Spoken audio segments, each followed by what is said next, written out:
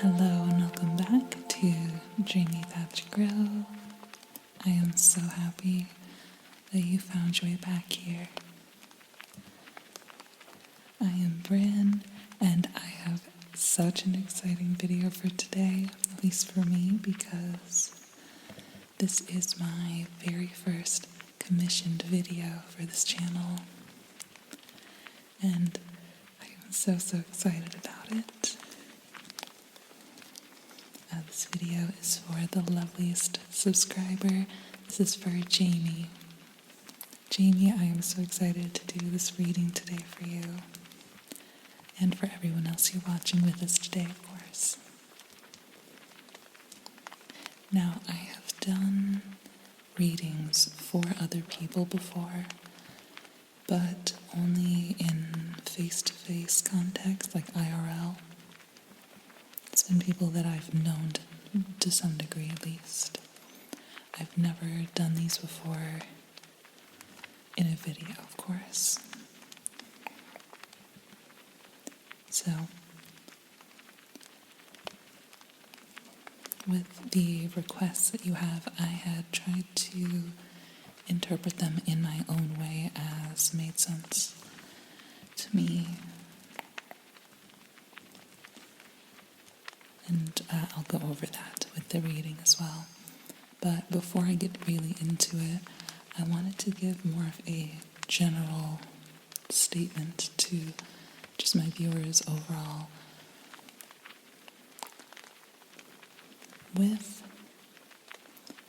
I feel like I need to clarify my approach to my tarot practice in general.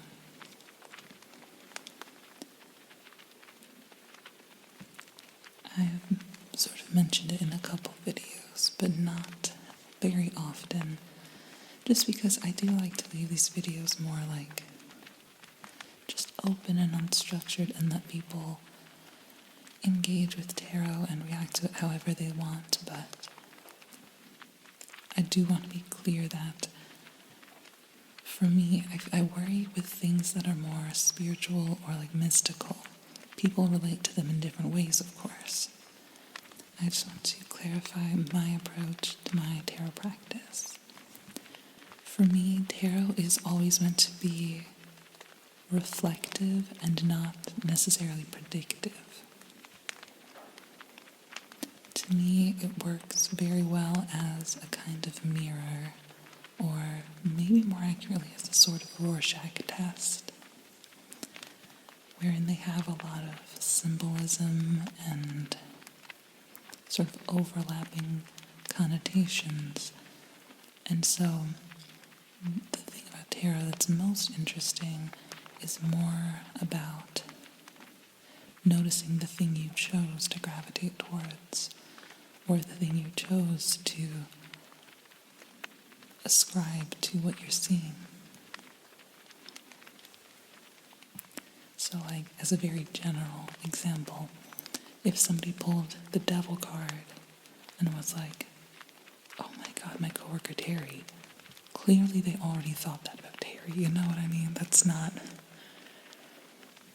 And so it's the realizing the way that you have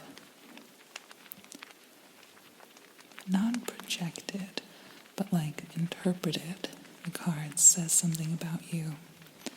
And so, in general, tarot is best as, like I said, a Rorschach test of sorts.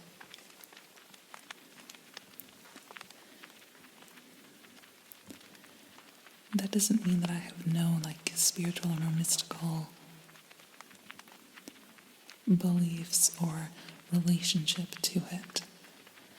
What it means is that I like to be careful in the way that I am presenting that, and I've worried a couple times in my videos I have not been careful enough. And the reason that worries me enough to want to say something is because there's no way for me to know what somebody else is taking from it. And so I never want somebody to think that I solely hold the answers to their life and their future and their inner work. That is not the case. That is never the case.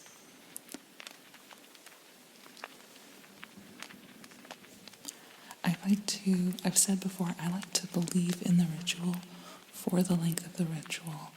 And so I sometimes lean more into just like feeling it out in the moment. And so that can come across like I'm getting into more like fortune telling in a way, which is not what I ever mean to do. The amount that the cards can tell the future, to me, it's about trajectory, right? So where you were and where you are now set up 2 points in a line, and so you can infer where a third point might go. That is trajectory, not divination.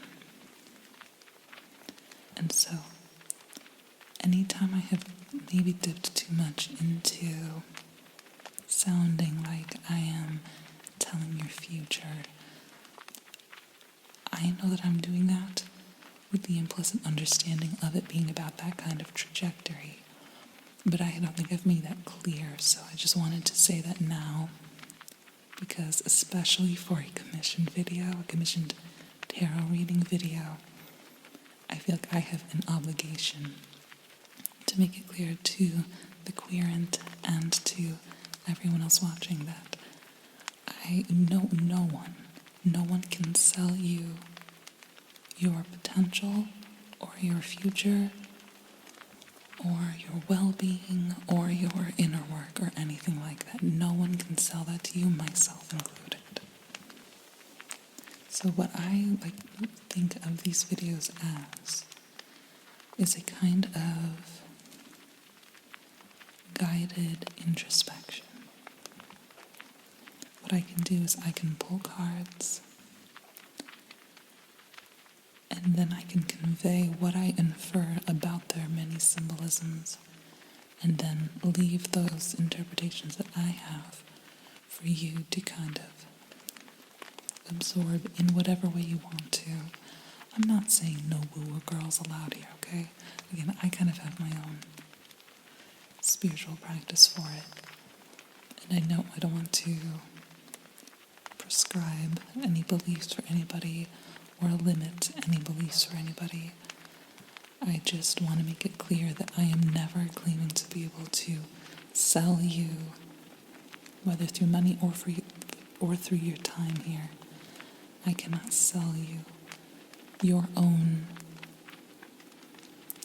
like inner work back to you. I just want to make that clear. And I've wanted to make that clear before this commission at all. I've made a fewer tarot videos lately because I'm like, I need to figure out a way to word and articulate this properly, and I still feel like I haven't quite.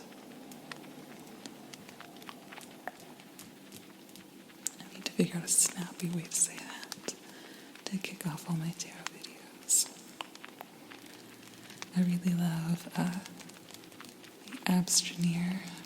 I love her channel, and with her tarot videos, she always starts off with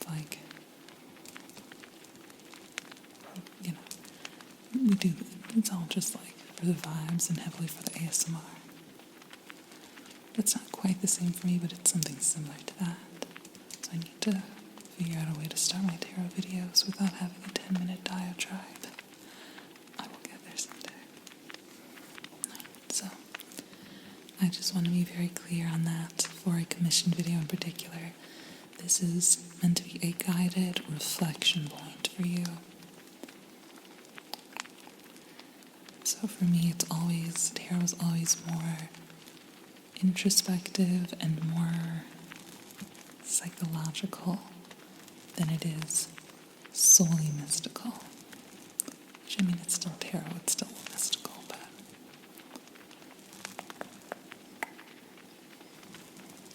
so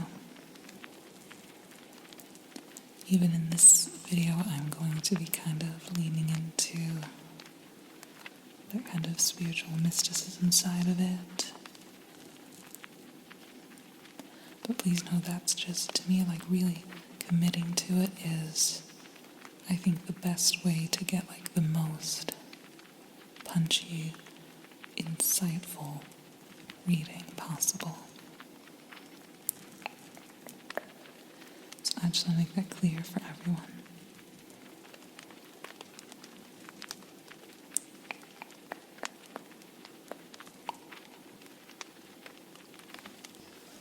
With that established, let's get to the request. So Jaime requested a tarot reading, and the first word that you used to describe it, phrase that you used to describe it, was that coming of age, the idea of coming of age. You also specifically mentioned a couple of questions that have been bugging you. You said, how do I grow out of believing I can only want what's reasonable? And what do I hunger for? And then later added, what was it? I want to make sure I'm quoting it right. What am I afraid of shedding / should I be afraid of this shedding? Now, as I mentioned in our emails, the word that popped in my head with all of that was self-actualization. And so I've leaned more into that and away from strictly just the idea of coming of age. And the reason for that is, to me, tarot in particular is so much about interpreting cycles, right? Like the cycles of life.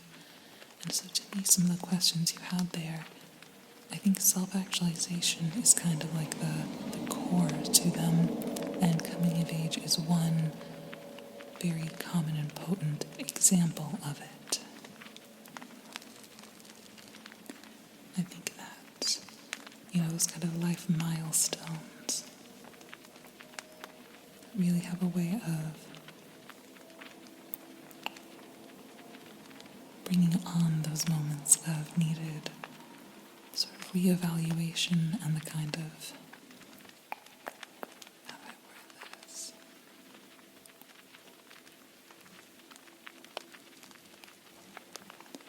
Kind of assessment of the self and building of the self in a way. And so I've focused on that as being self-actualization rather than strictly just coming of age. Hopefully that does not leave out the idea of coming of age, as again, that is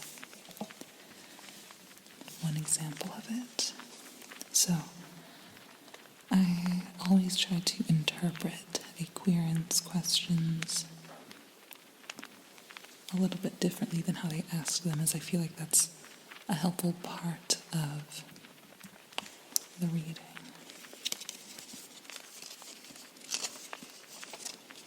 Got my little notebook here with my little spreads in them, and here's the spread that I made for you, Jaime. It is in my little notebook and everything. I mentioned it was looking like it might be about a 7-card spread. The main bulk of it is there's also one oracle deck pull, and also looking at the cusp and root of it. So technically it's kind of a 10-card spread. Sometimes I get carried away, but I think I'm very happy with how this came out.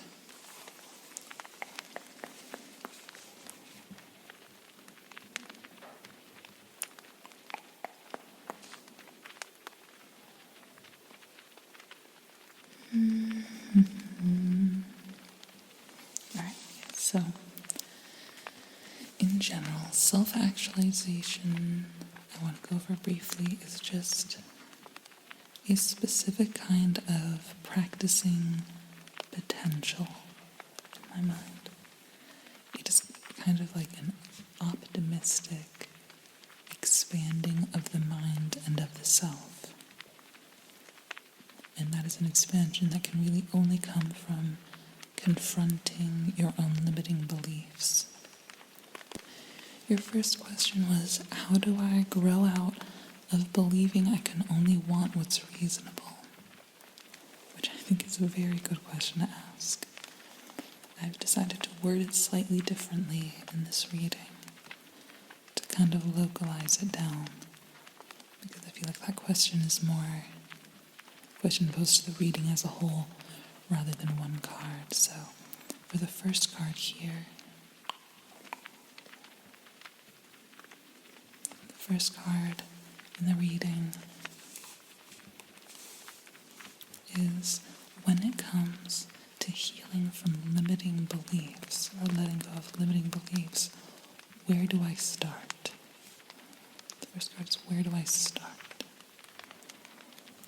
The second card is the craving card, which is your second question, about what do I hunger for? Now the third card, I had already started sketching out this spread before you sent over those last questions. The what am I afraid of shedding and should I fear this shedding? I had already had a card here that I was calling negative space. And what I mean by that is sort of, if you're familiar with that idea or that quote of like how does the sculptor sculpt a tiger out of the marble? They just cut away all the marble that isn't a tiger.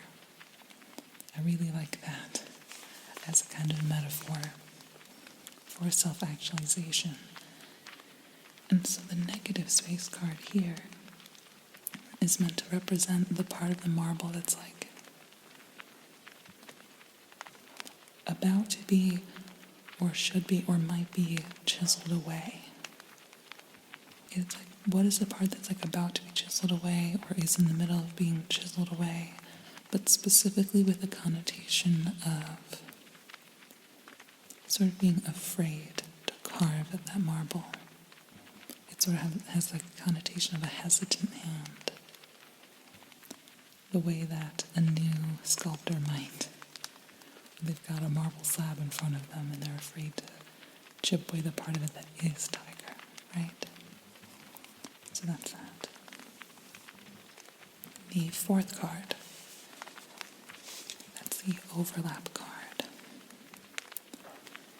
It goes over the craving card and the negative space card.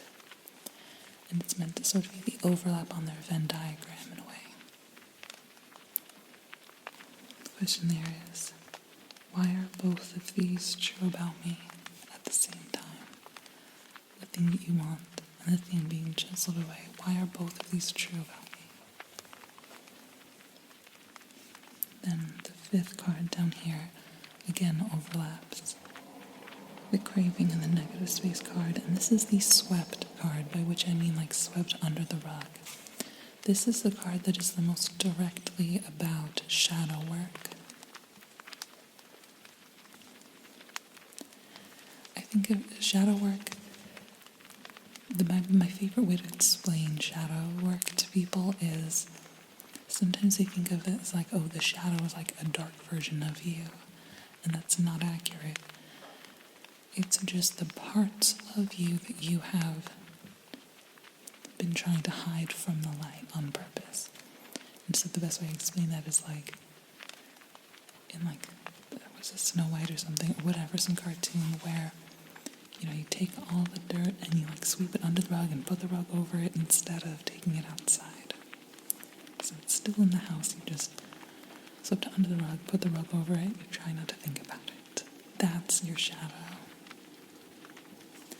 And so with this specifically, over the craving and negative space cards, the question is, what is the truth about myself I'm trying to ignore that's causing this tension here? The sixth card. This is the tell me something I don't know card. And it finally comes to bring it back over to the first card a little bit. Overlaps that where do I start and the craving card. And it just asks, what is a potential part of myself I have not explored yet? What is a potential part of myself I have not explored yet? And the final card of the main spread comes to overlap just the negative space card. This one has the most overlaps. And this is based on the question you asked, that should I fear this shedding? I chose to word that in a very specific way here. And I said, what does it currently look like this shedding will do to or for me? Again, it's that idea of trajectory. So what does it currently look like for that? It's not necessarily predictive, it's just based on that trajectory. It's based on the idea of right now, what does it probably look like it will do for me?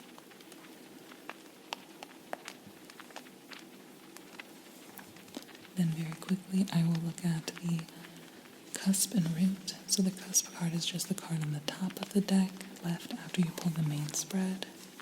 And in this case, it's meant to represent the limiting belief. So we take in all of this first and then let that be the context for looking at that limiting belief. And then the bottom of the deck, the root card of that deck, is meant to sort of be a good indication of how it might feel as if you were to heed the wisdom of the reading. How does it feel to make these changes a little bit? And then finally we will pull one from an oracle deck. And this is just what I call a pep talk card. This is something I used to do in my own readings a lot, and I haven't done it in any of mine on the channel yet. Sometimes I like to finish up with what I call a pep talk card. That sounds maybe a little bit weird. What it's meant to represent is a sort of potential in a way. I say this in videos all the time, not my tarot videos, but my videos all the time. Your future is real and there is joy in it. That is always true. And so the card that you pull here, it might not necessarily be positive outright. And so it's not always clear what's meant by it. But the message carried here is always meant to be one that should calm you, even if it's not outright positive. So I find that it's usually helpful to kind of ruminate on that. So that is the reading. That was a very long explanation because it's a long reading and it's commissioned, so I wanted to explain it all fully. Now I'm going to split you up into 3 groups for this reading.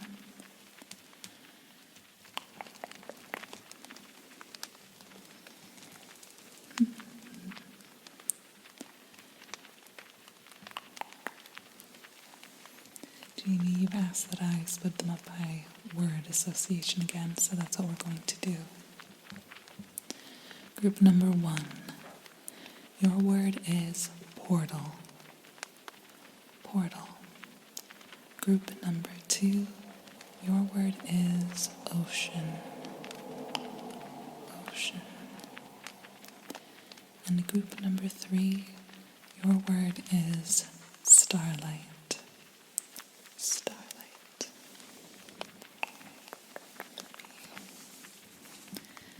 First, we're going to, I say first 20 minutes into the video. First, before another 45 minutes of ado, we're going to light a candle together. So I want you to breathe deeply for a moment.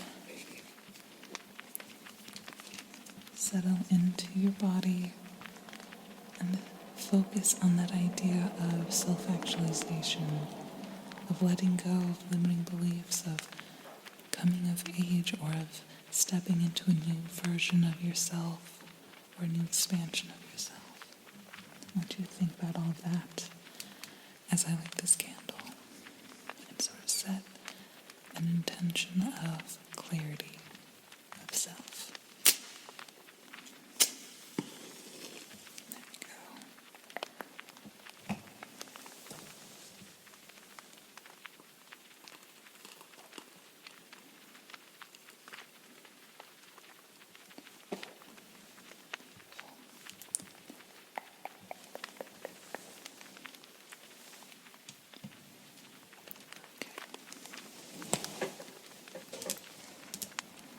And with that, you can go ahead and click through to your group and your reading.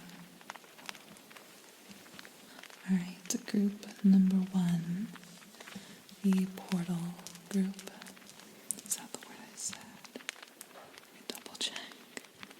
Yes, portal, then ocean. Alright, the portal group. I just shuffled this, and I think I'm going to cut that out because it was very loud. So,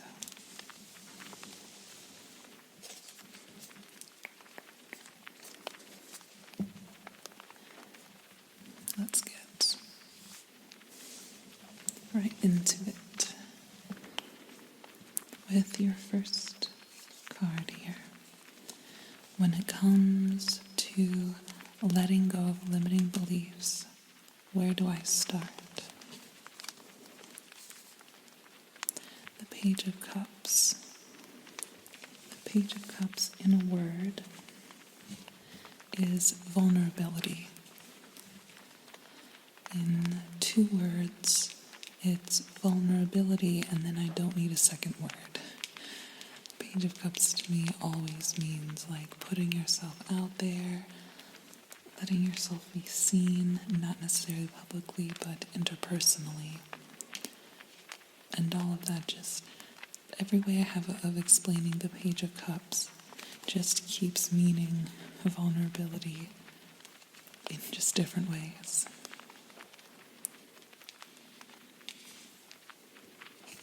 The second card, the craving card. What do I truly hunger for?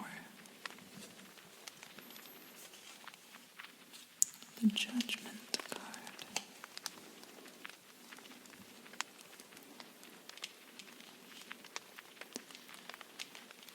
Judgment to me is one of the cards in the tarot deck that I feel like has the most variation in the way that different people interpret it. I could be wrong on that. One of the main ways I interpret judgment, and I'll look up how I worded it specifically,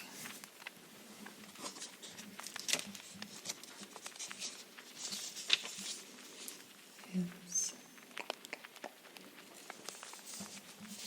standpoint or trust, breakthrough, and most especially understanding your own convictions. This is just my personal interpretation of the card. It's getting a better understanding of your own convictions. And I use the word convictions rather than merely opinions, because what I mean by it is like almost your foundational core beliefs, the beliefs that you stand by and live by.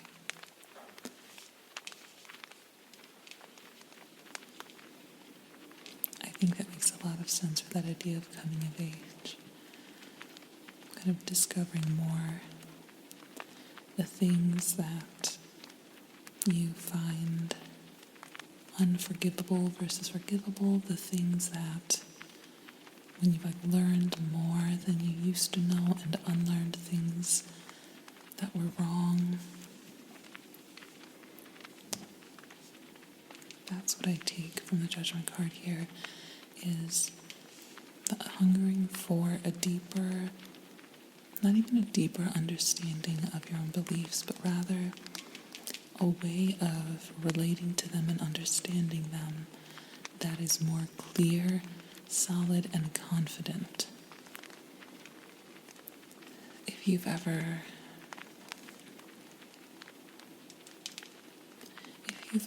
maybe like there's been some kind of like major world event or pop culture moment or something that's felt a little bit hazy to you and you weren't sure what opinion you even should have about it. Should make sense there.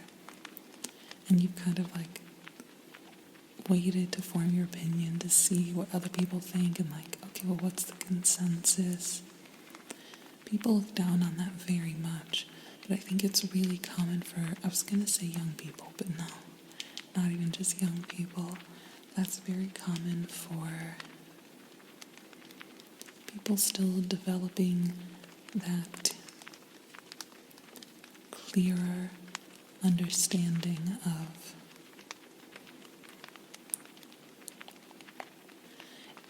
I want to say a deeper understanding of right and wrong, but that's not quite the proper wording for it.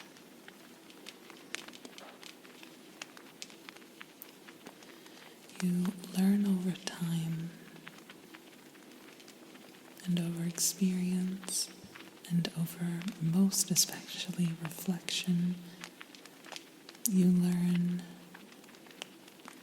like your hardline core through-line beliefs. Through-line beliefs is how I want to describe that. Like your driving principles. So there's a hunger to understand your own principles so that you're not always relying on picking up other people's energy and other people's reactions. You're not always relying on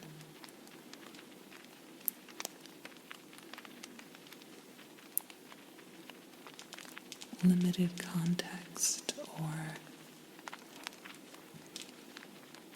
past experience. So that's what I'm getting here is a little bit of like wanting to almost understand your own moral code. And maybe not like understand your moral code more deeply, but understand it in a way that allows easier access to you in moments of upset or unclarity. Your third card, the negative space card, the part of the marble, looking to be chiseled away. The Five of Swords. This is the card of conflict. Five of Swords. Sort of infighting or competition often. It's not outright a bad thing. Especially if you're somebody who has like a very defined moral code or wants to, or has it but wants to be able to articulate it better maybe. The idea of interpersonal conflict is not always explicitly negative.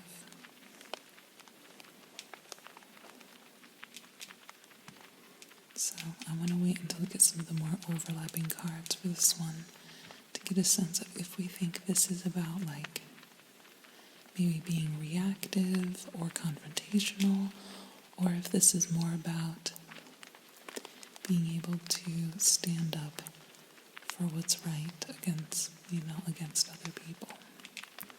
We'll need more context. I'll now do the overlap card. This is the Venn diagram sort of overlap space, the place where these two are the same, or more accurately,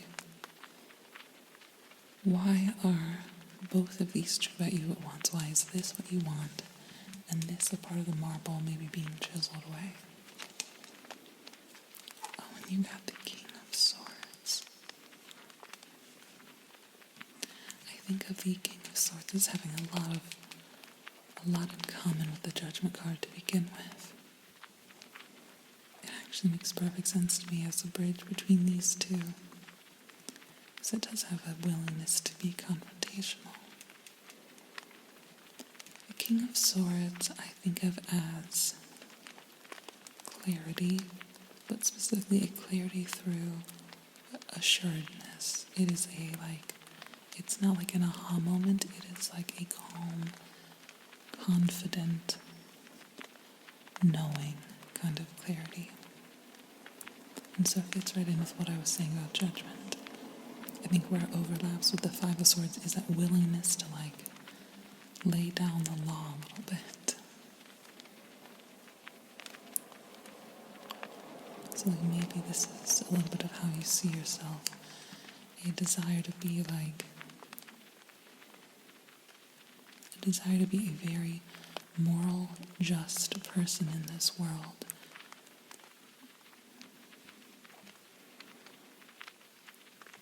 And it's just wavering a little bit because there is a little bit of a lack of clarity that I think is leading into maybe occasionally being reactive rather than embodying this King of Swords energy of being more calm and knowing and having just that certainty of self to know that it is the time to actually put a foot down rather than, oh wait, I maybe jumped to conclusions there. Which is the Five of Swords can sometimes be. Now my favorite card of the spread, the Swept card. It's being swept under the rug. It's the shadow work, this is.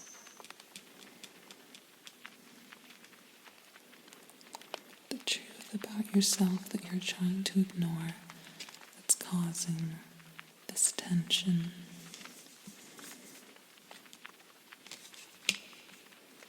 Ten of Cups.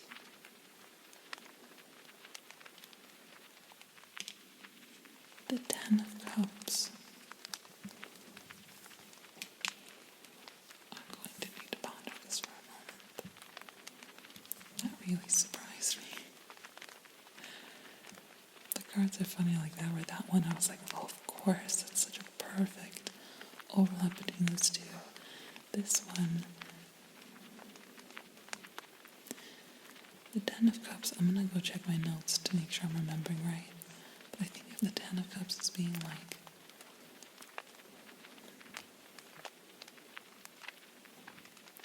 it's oftentimes interpreted to be about family.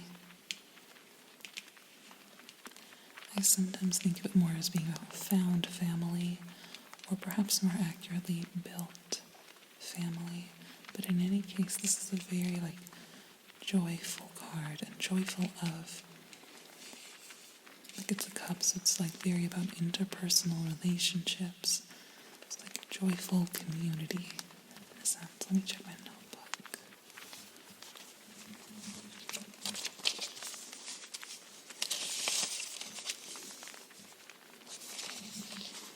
Words I have here are stability and peace. And that is a strange thing to imagine, having swept under the rug. It is worthwhile to remember that with the shadow work, the thing that you're hiding in your own shadow, the things you're keeping from the light, are not automatically negative things. They are things typically you've associated with shame in some way. And so that idea of stability, peace, harmony with some sort of family or community, why would that be swept under the rug? Well, I would say maybe it comes back to the Five of Swords a little bit, and the Page of Cups a lot. He said vulnerability, right? I actually think the Page of Cups maybe is bouncing off of the Five of Swords perfectly here in that fear of being vulnerable does kind of tie right into being a little bit reactive and a little bit confrontational sometimes. And so maybe you've learned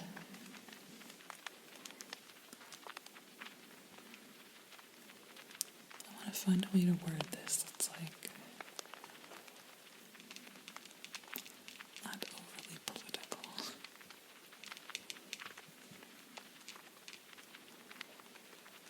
the Judgment card, I'm thinking these two. I'm thinking there's maybe a sense of having some past interactions, maybe specifically with your family members by blood, where you have learned the hard way that you can't always be permissive, because some things that you put up with people that you've previously loved, or at least who are heavily in your life, are things you would never put up with for a stranger. And like if you saw a stranger doing it, you'd be like, oh, that's not okay. And if you caught yourself maybe when you were younger giving the past to people, and in a very good way you have learned to stop doing that. However, it's also left you a little bit jaded, maybe. A little bit bitter, a little bit quick to try to notice those patterns again. And that's left you with that lack of certainty. And it's also left you a little bit untrusting, slow to open up and to build into community. And so you've swept this really joyful, bountiful sense of coming together here. On some level, you've swept that under the rug because you're afraid that you might once again realize that what you thought was just, oh, happy-go-lucky, everything's fine, had a dark underbelly to it. And you're avoiding that dark underbelly so hard that you feel like you need to be sure of what, you need to get almost too black and white about things. What's right, what's wrong, and once I completely figure that out, I can properly assess everyone I meet, and then I can start opening up more.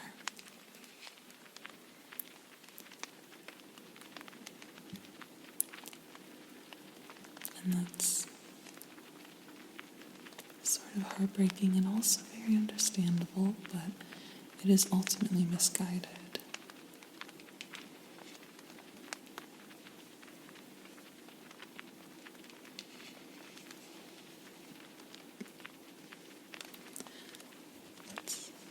This feels like a good time to explore this card. Tell me something I don't know. What is a potential part of you that you have not explored yet?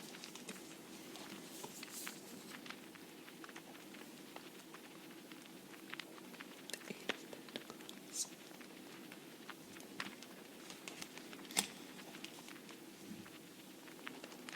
The Eight of Pentacles.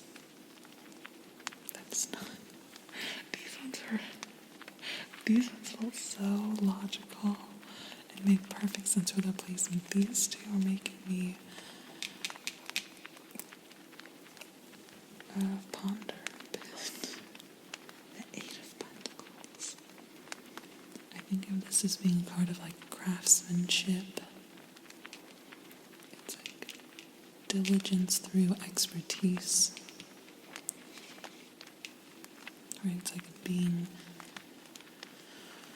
really good at your craft, at what you do, maybe developing a new skill, especially building something with your hands and doing the work really well, really, really diligently. That's what I think of the Eight of Pentacles as. I'm not sure what to take of that in the context of this reading. It could be maybe an indication to shift focus from this really like heady, the swords, you have a lot of swords here, and the swords are kind of like the suit of the mind, mental things, logic and patterns, things like that. Maybe it's calling you to shift to Pentacles, more like grounded energy, just doing something, throwing yourself into work. But I feel like there's something else to this.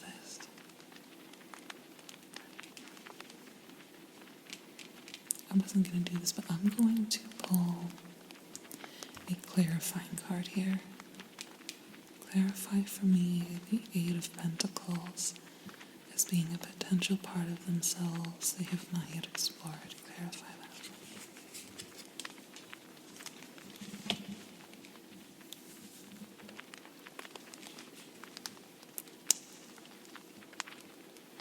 That's not clear, you rat bastard. Okay. Okay, let me think. The first half of this reading was so clear that now I'm like, oh no, I have to think.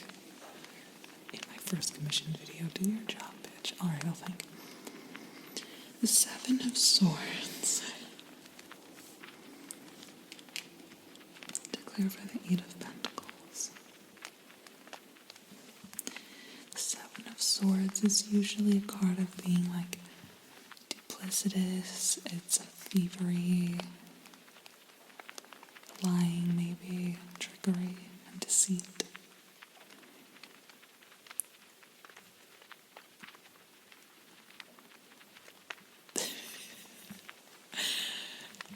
Okay, I'm gonna read my little notebook again. It is not immediately clear to me.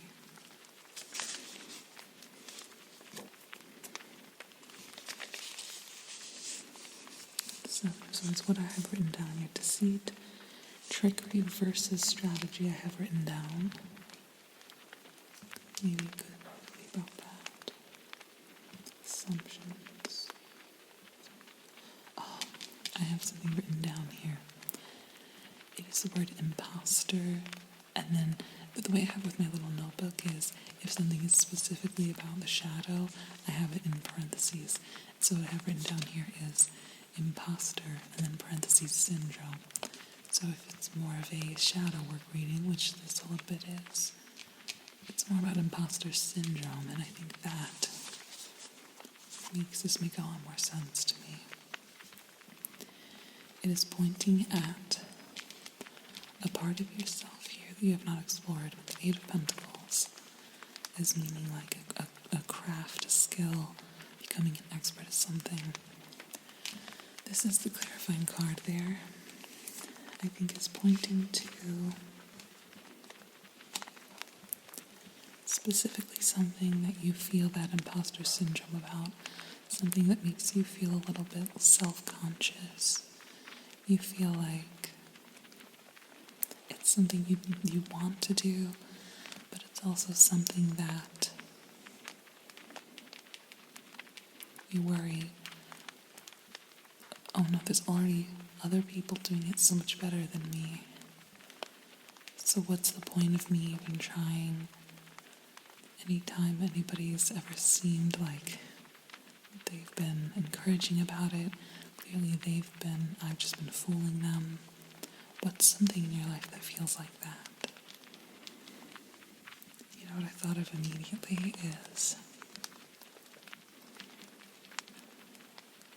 with these two specifically in this position, I thought of that one little, I was going to say meme, it's not a meme, like a little webcomic where it was like somebody bringing a cake to a table and they're like, oh man, somebody else brought a cake and theirs is so much better, I look so stupid right now. And then it shows somebody else walking up later and being like, holy shit, 2 cakes. The vibe here is holy shit, 2 cakes. Just be the second cake. Other people are not judging it that harshly.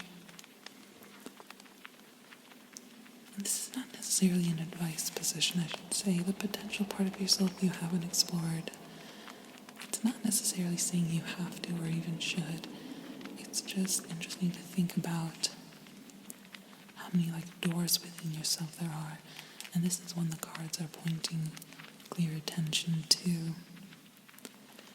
Is that idea of some skill or craft or area of study that has interested you, but you have been avoiding throwing yourself into because of imposter syndrome. Or feeling like you don't belong. So that could be worth thinking about and reassessing perhaps.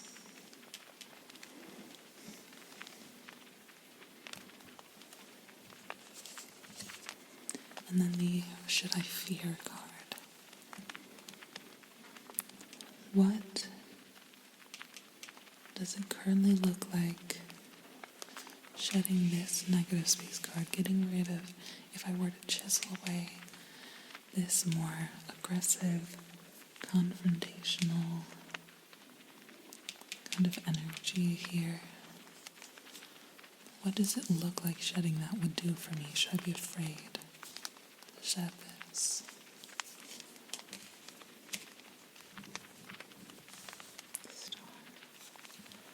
In a word, no.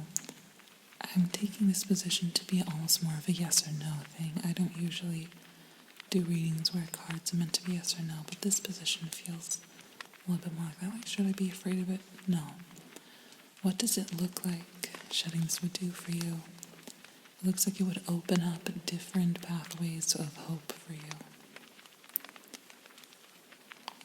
The star is one of those cards that I interpret a little bit different to the norm.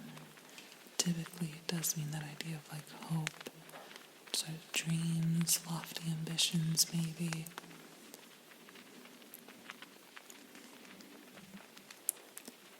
And this really does tie back to the idea of where to start as being vulnerability. That's the first place to kind of shed this away a little bit. Letting yourself not look quite so strong or quite so sure. That idea of being afraid not to look sure makes more sense to me as to why this is here actually. It's all about the overall vibe I'm getting from this reading is just a fear of being perceived as wavering, unclear. And so I think the reason this is being pointed to as a potential part of yourself is that if you spend more time directly confronting that, that imposter syndrome, which is itself a fear of being perceived as imperfect. If you spend time confronting that with something like just a skill or craft, that is an easier place to start than in confronting that with more like interpersonal debates or fights or things of that nature.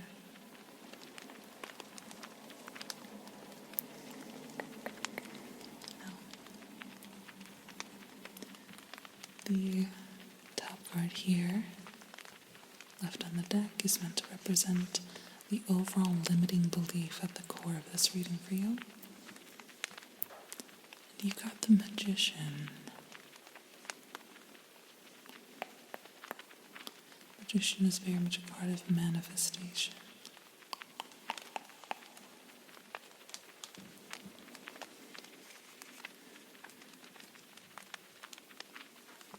The limiting belief to let go of here, being the Magician.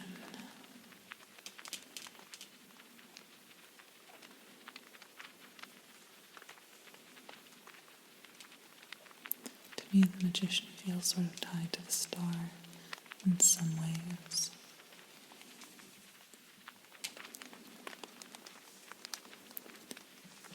You cannot manifest, build, or create things you cannot envision in detail for yourself. And so,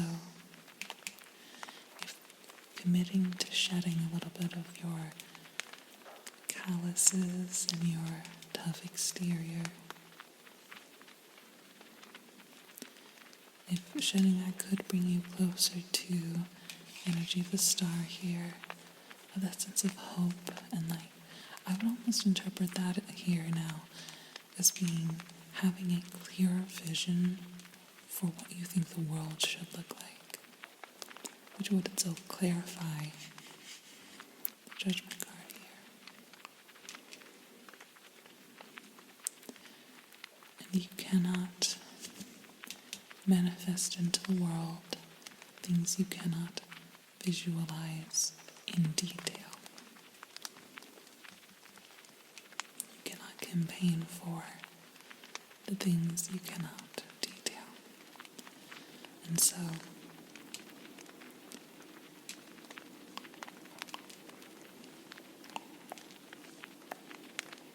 the limiting belief here is the belief that you can manifest alone. That it's really all just a matter of you finding within yourself the correct way to view the world around you and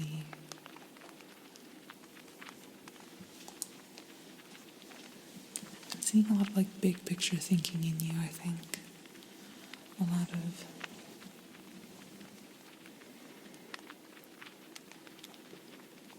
lot of big picture thinking, and that's a good thing to have.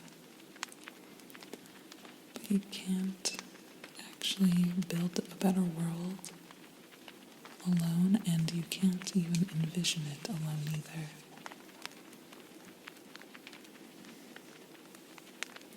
And then at the bottom of the deck, this is meant to be a good sense of how heeding this reading's wisdom looks like it might feel for you in the immediate. Because sometimes it does not feel fun, or sometimes it feels incredible. There's different ways for it to go. And it can be helpful to try to reflect on how maybe you can expect this shedding, this where to start, this exploration if you choose to explore it. How would these things feel to you? Ooh, you got the Queen of Pentacles. This is one of my favorite cards in this particular deck. I think it's beautiful. Queen of Pentacles.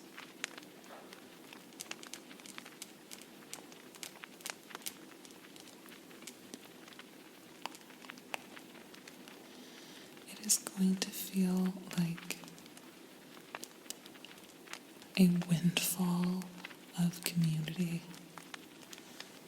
It is, I think the Queen of Pentacles and Ten of Cups actually have a lot in common, even though they're different suits. It's also worth noting that it is related to your potential part of you card here, so that might be more advice to explore this more deeply. The Queen of Pentacles. The way that I always personally describe her, which is a little bit different than maybe the norm. The way that I always describe the Queen of Pentacles is you are building a foundation. And if you not built it with intention, then everything in it will have been accidental and built only on your old patterns and the way that you've observed others, whether that's what you want to emulate or not. I also think of the Queen of Pentacles as relating to sort of financial literacy in a way. So there is something to maybe like windfall, perhaps from exploring the skill. But I think it's also very much about community.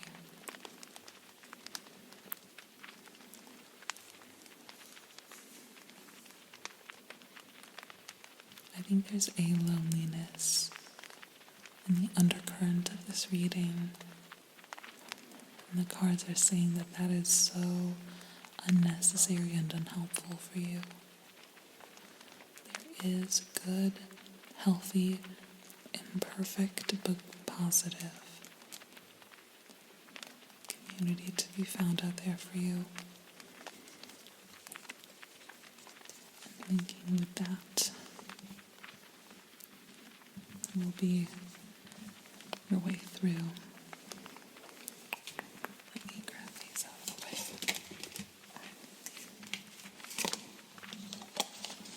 going to go ahead and pull your oracle card now.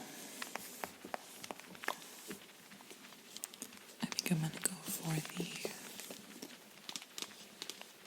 in bulk deck for you.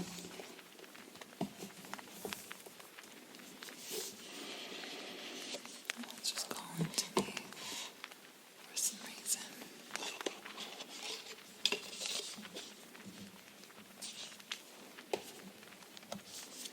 And again, this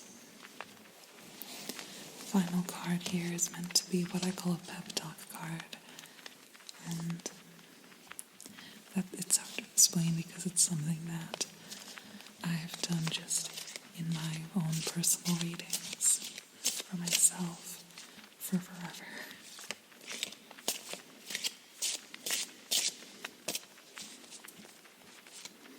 Basically, it's based on, it's something I started doing when I started having more like in-depth, intense readings for myself, and I would sometimes leave them feeling so drained and sad.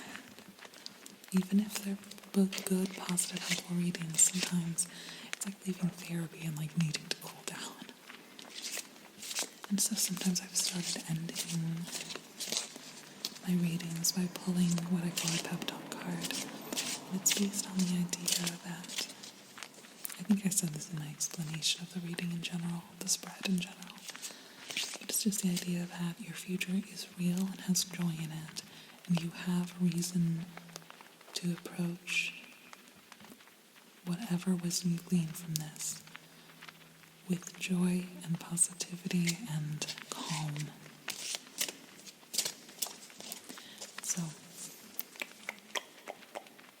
So it's just based on that. This is meant to kind of be a representation of the idea that you do have potential and should be joyful. And even if the card we pull here is not positive, it should be interpreted as a message of hope for yourself. And the card you got is Coming of Spring, number 15.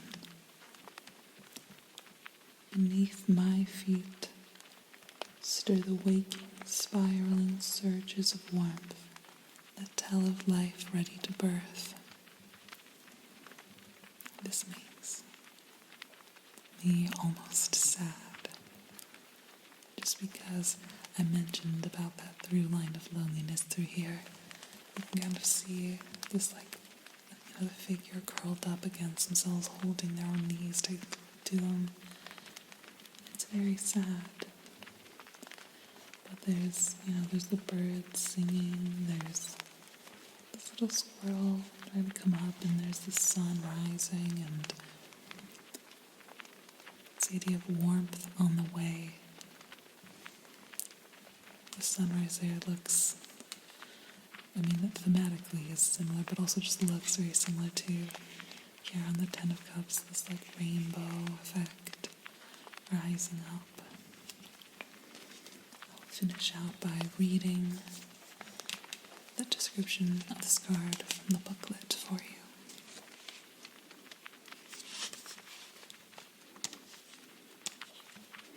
Coming of spring, preparing for rebirth, reaching for the light, renewal, and surge of hope. It feels like what I described the pep talk card is even supposed to be in general.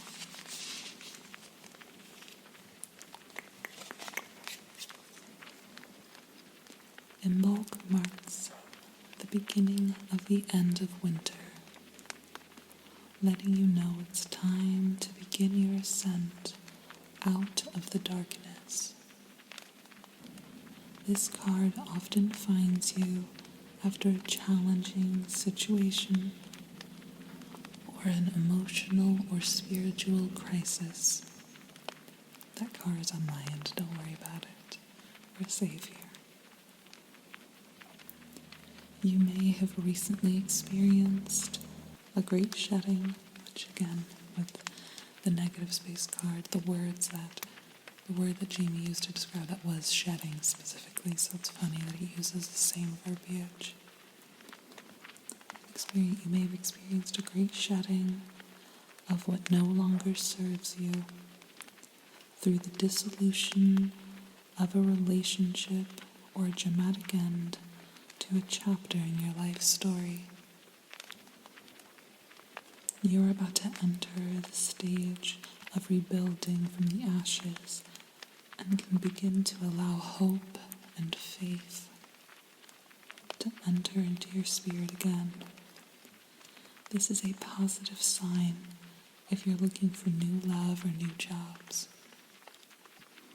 This card indicates that there are many prospects waiting for you for when you're ready to put yourself out there again.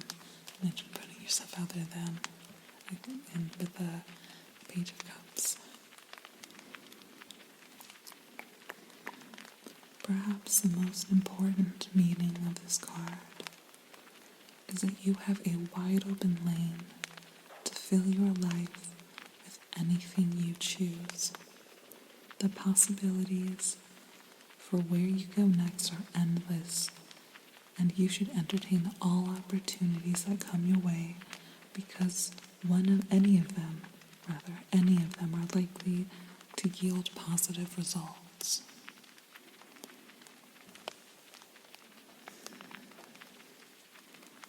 Beautiful card for us to end on here. Thank you, Portable. That was a really lovely reading.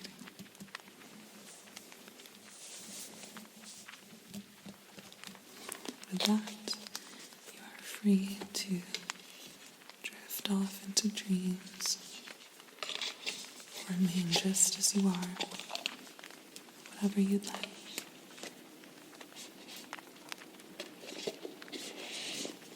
And as always, you are free to remain here with me for as long as you need. I'm always happy to have you. Thank you for being here.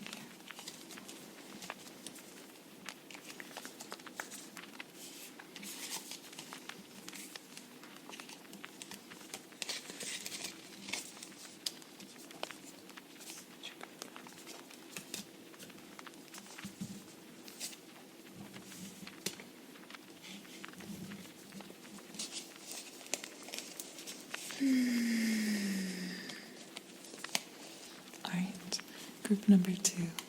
For you, I'm feeling this pink deck. I just cut out me shuffling it because it got way too loud. It's hard to shuffle with the nails on. So, let's get straight into it. Your very first card here. When it comes to relinquishing limiting beliefs, where do I start?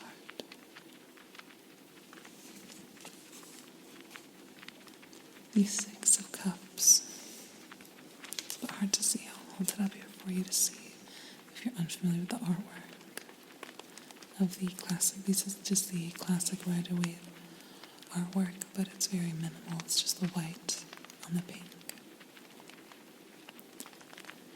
The Six of Cups, to me, is always about the inner child. So I think this is very directly saying where to start is inner child work.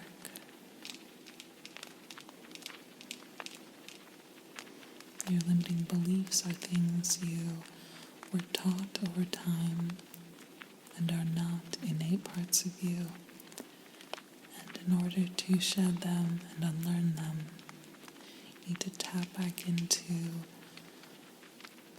your younger self and healing, maybe even reparenting your younger self in a way.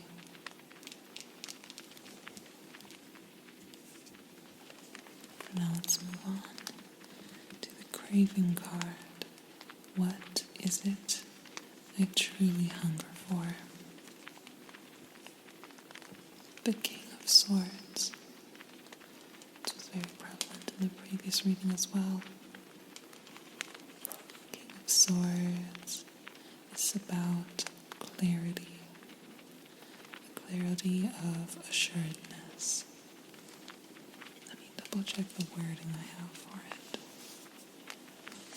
in case I forgot something. Objectivity and truth. This is similar to the first reading already a little bit. You hunger for a confidence of thought, a confidence of mental acuity, maybe. I'm going to pull more cards to get more, a more in-context reading of this. For now, the negative space card. The marble being or about to be chiseled away.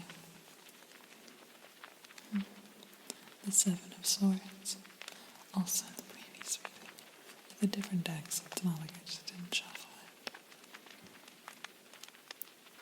Seven of Swords is a card of trickery and deceit. In my notes I described it as trickery versus strategy. So we're trying to know the difference between when you're being clever versus when you're just kind of screwing people over. Or vice versa, if somebody's doing that to you, or was just being clever and you're taking it personally. It can be a card of lies, of an imposter or imposter syndrome, maybe even subterfuge. So for this to be being chiseled away, I think it's safe to say it's not describing a different person necessarily. I think this is probably a part of you, maybe like a sort of, I want to use the word jaded. A jaded part of you that's maybe a little bit self-serving. And I think to serve the self is actually a good thing. However, you need to make sure that you're not engaging in cruelty in order to serve yourself. Now the overlap card here.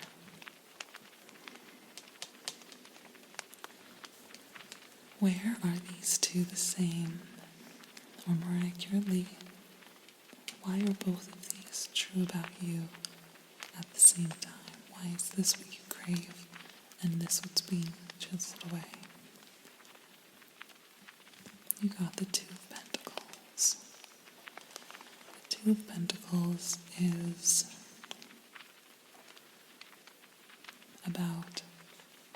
it's sort of about planning, but it's mostly about prioritization, priorities.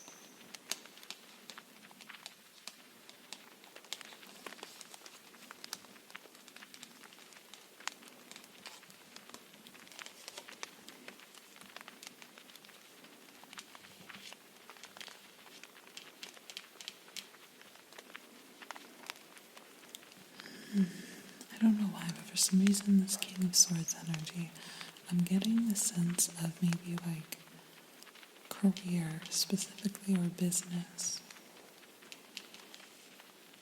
It's being the thing you crave. I'm getting the sense of that being a business. So maybe the place this is, the overlap here. Let me revisit my notes again. Yeah, prioritization. Yeah.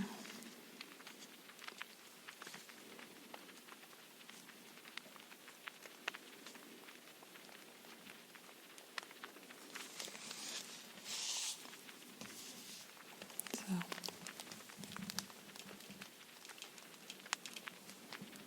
both of these, you have the desire to weigh your options and come to a decisive decision, which is not a bad thing to have at all. But I think there is something in here that's maybe just a little bit on the selfish side, perhaps. And maybe your priorities have not always been in line with the things you truly want for yourself. Remember, the King of Swords can also represent objectivity and truth. And if we were to take this to represent a willingness to be a little duplicitous, that's not in line with truth or objectivity at all, of course. So maybe the reason that this is true here is in reference mostly to this being a thing you're about to, or in the process of stripping away from yourself. You are reprioritizing. I think that's a good thing. The fifth card, the swept card. What are you sweeping under the rug? What is the truth that you are ignoring that is causing some of this tension and blockage here? The Ace of Swords, lots of swords, wow. It's funny, the Ace of Swords and King of Swords, the first and last of their suit, I think of as being the same thing from different perspectives. The main keyword I have in both of them is clarity. It is where they are different about that clarity that's interesting. Ace of Swords is about the clarity of a moment of realization, an aha moment. The clarity of the King of Swords is sitting with assuredness and that objectivity. So it's that very confident clarity, whereas this is sort of a moment of being struck by clarity. So for that to be swept under the rug, there is an epiphany you have been procrastinating having. There is a moment of realizing, and maybe that sounds weird. It's how can I procrastinate it if I haven't realized it? No, sometimes you can absolutely be latently aware of something, but be really pushing back on it so much on a subconscious level that you're not absorbing it into your worldview consciously.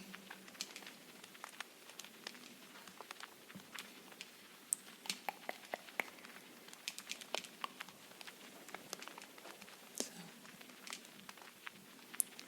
I might pull a clarifying card for that later, I'm not sure. We'll see the rest of this. This one actually might clarify that already. This is the Tell Me Something I Don't Know card. What is a potential part of you you have not explored yet? And remember, this is not necessarily an advice card. Sometimes this will be something like a potential part of you that could be negative and you haven't explored it, and that's a good thing. So it's not necessarily advice, but I think it usually is. Last group definitely seemed it. I feel like yours might be too, but we'll see. What is a potential part of you that you have not explored yet? Wow, so many swords.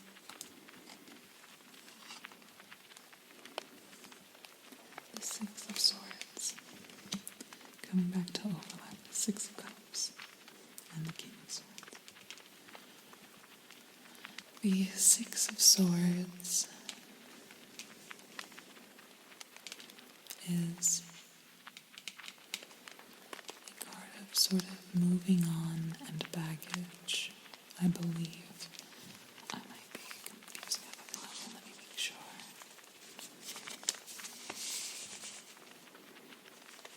No, I have it written down verbatim, moving on, parentheses, baggage.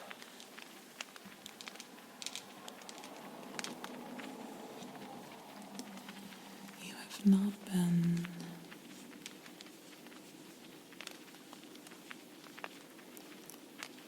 processing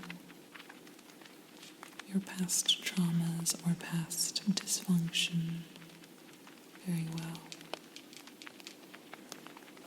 You've been avoiding that. And I think that's what's causing this avoidance of a realization.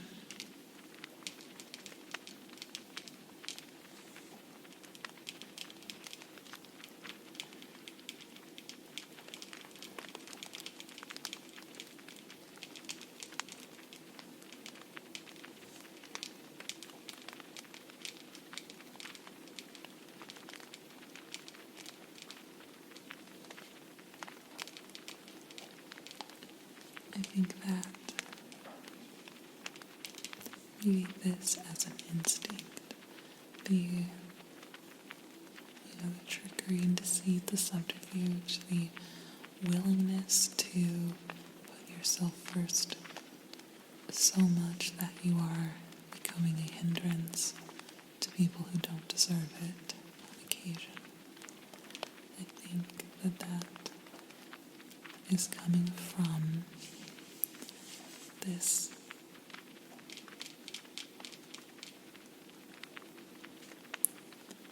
stagnation. If you're not exploring this in you yet, there is a stagnation of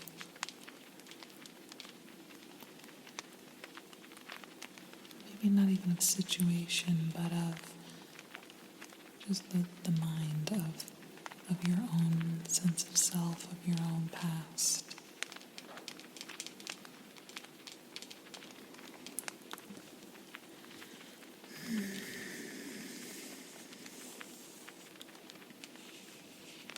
I feel like most of my readings I end up at some point saying something along the lines of like, you should do shadow work, you should do inner child work, but like, to be honest, that's just good advice for anyone. And so it comes up with tarot a lot. This to me, as being a thing you haven't explored, feels like shadow work. But it's interesting then that the cards for where should you start is more about inner child work. So this you can more take your time on and pick it apart piece by piece rather than having to drown yourself in it outright. You should start with a more joyful, bright inner child work where you can offer yourself opportunities for joy and for feeling cared for, if by no one other than yourself. And weirdly enough, you might feel hesitant to that because that can feel really selfish. Whereas you've been willing to be more accidentally selfish over here.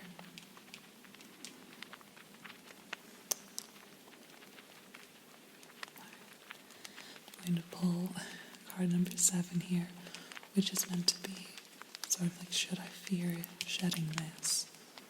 Now I feel pretty confident I know the answer to that, but we'll see what the cards say. So card number 7, what does it currently look like? Shedding this away, carving this away. What does it look like that will do to or for you?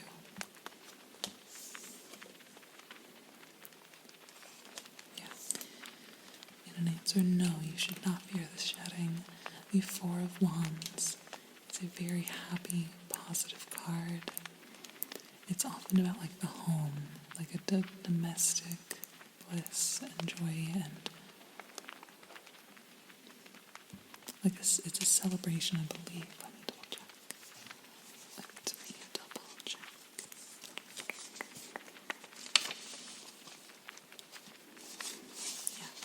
beauty, harmony, and celebration.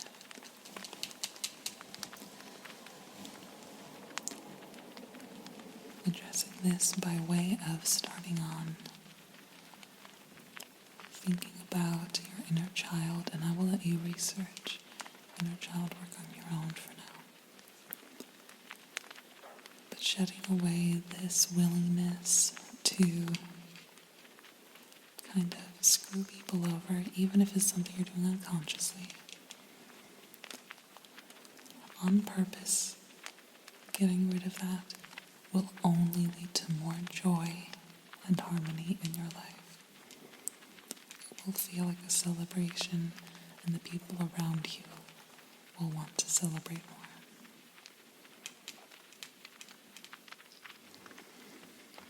Now, the top card left here, the cusp card here, representing the overall limiting belief of this reading.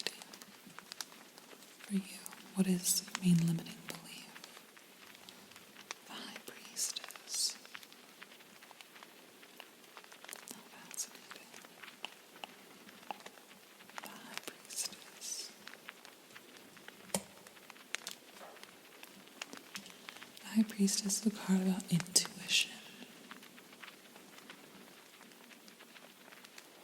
It's a very spiritual card.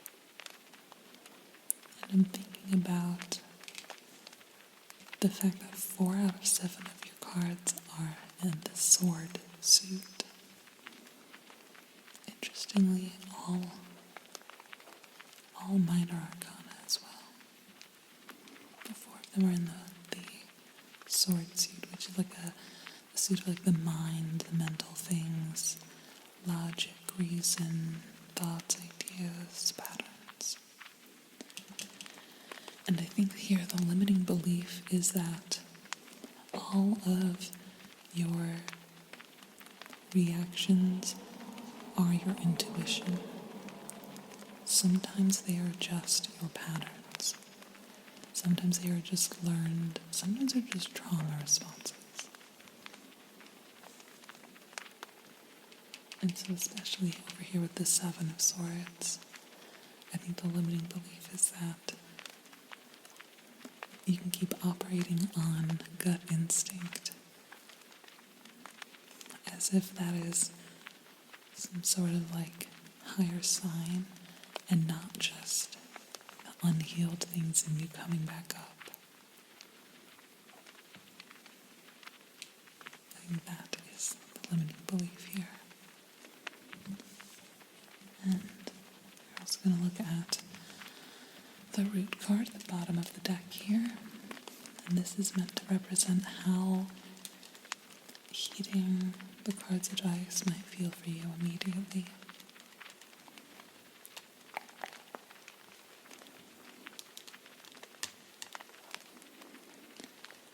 As I said at the top, it's not meant to be divination here. It's not like, I'm not telling your future with this. It's meant to just be based on where you're at right now and what this all might look like for you. What might that feel like immediately? Because it can be helpful with any kind of major changes to have a sense of that. As there's a lot to unpack here. So, okay. The 9 of Swords.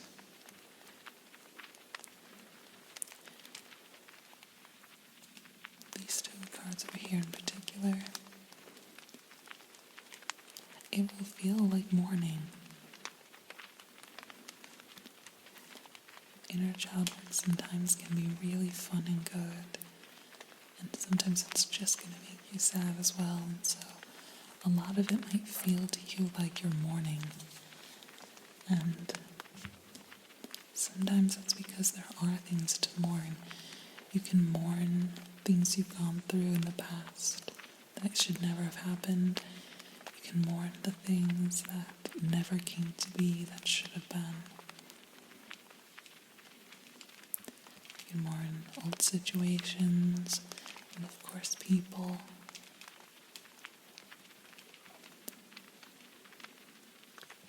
but that doesn't mean it's a negative thing. This is why I wanted to include this card, what it might feel like, because if you go into it thinking okay, I'll do this and then I'll be better, when it feels bad, and sometimes it will feel bad, it can make you be oh, no, oh, I made a mistake, getting back out of there. And I don't want you to, when it feels like it's too much, pause, take a breather, focus on something else for a while. It doesn't all have to be inner work forever. It doesn't have to be all therapy sessions every day, and it doesn't have to be all of that. Take your time with it, but just because it feels uncomfortable or makes you sad or feels like mourning, don't feel like that is a sign to stop doing this work.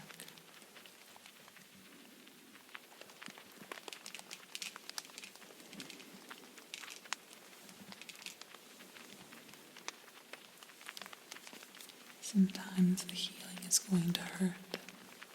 Do not let that. Sometimes the healing is going to hurt. And that is not a sign that it is harmful to you. Your muscles get sore after you work out. That does not mean that it is a bad thing. This was a little bit of a heavier reading. The first group got a little lucky with theirs. Just a little bit more intense and maybe accusatory feeling to you. So I hope that it doesn't feel personal. I am ultimately a stranger on the internet. I do not know you personally. Use the lead the deck for you for your oracle pull.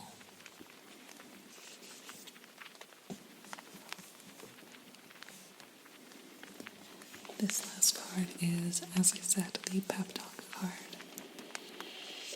And it's a little bit difficult to explain what I mean by that, because it used to just be something I would do for readings for myself. I explained this to the first group. I really should have put it in the beginning of the video.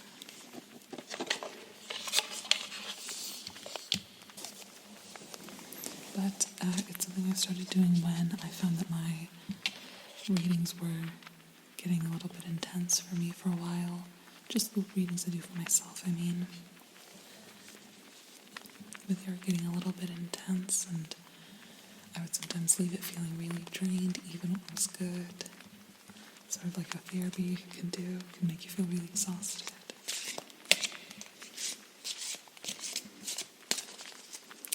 And so I started sometimes doing what I call a pep talk card, which is just based on the idea that I say very often, which is that your future is real and there is joy in it. And so after heavy readings, I like to pull a little pep talk card that is meant to embody the idea of my own potential, or in this case, your own potential.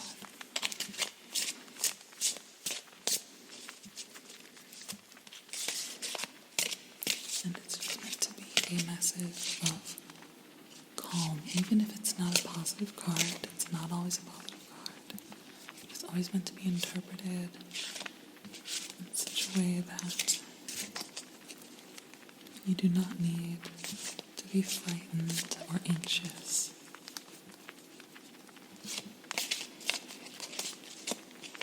A couple cards almost fell out.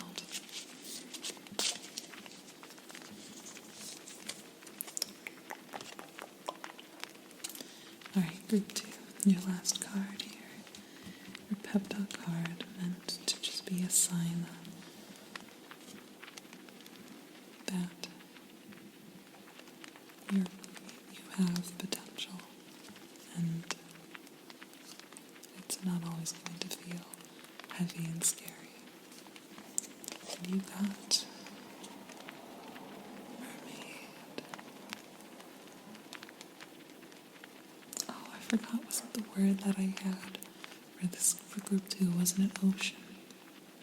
I'm confusing the word. Though I think it was ocean, so that's very fitting. Mermaid. 24.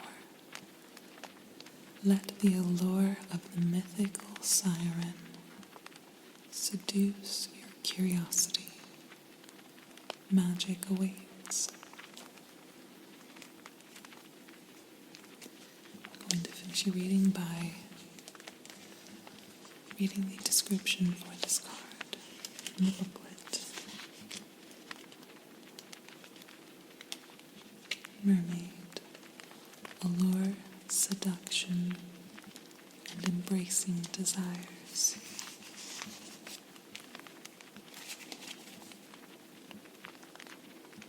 There are many legends about the mythical sea creature known as the mermaid. Among them is the alluring call of her song, said to enchant sailors so she can drag them to the bottom of the ocean, never to be seen again. The assumption is that she drowns them in the sea. But what if something much more magical and fantastical is happening? Maybe she opens up a whole new world that only the few who are brave enough to follow the call are able to experience. The things you are attracted to are not a mistake or flights of fancy. They represent things that are meant for you and hold the key to more happiness, your purpose, and ways to live your best life. If you are captivated by something, allow yourself to be pulled down into the depths. It can be scary to follow a passion, not knowing what waits for you on the other side. But the best things in life are often the things that scare you the most, yet make you want to dive in.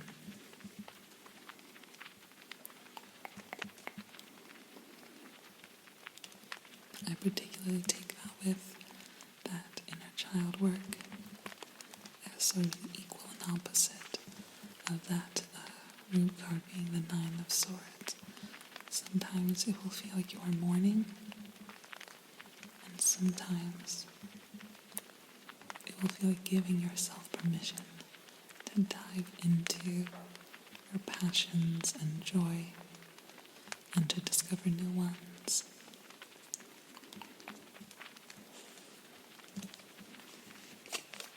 That is your reading group 2.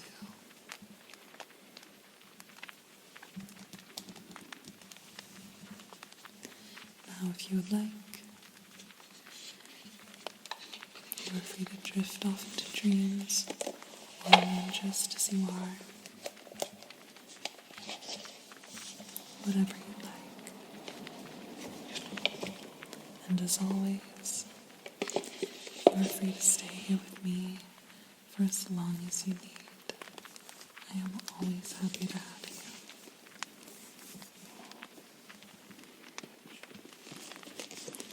And I hope that some of the more heaviness of the work to be done does not scare you, but inspires you. This King of Swords energy, I believe, is waiting for you to tap into.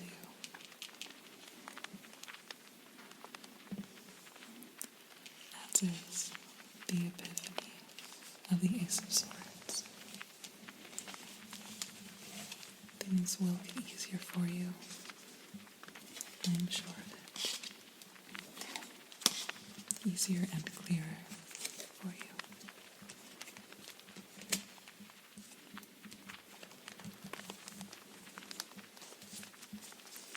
Thank you for being here, Group 2, Ocean Group. Right. And Group 3, my Starlight group.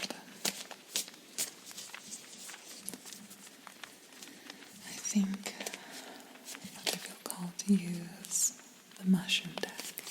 Again, I use this for group 1 as well. So if you're someone who chose more than one group as calling to you, and you chose both 1 and 3, and that feels very fortuitous. I'm going to shuffle these off in here.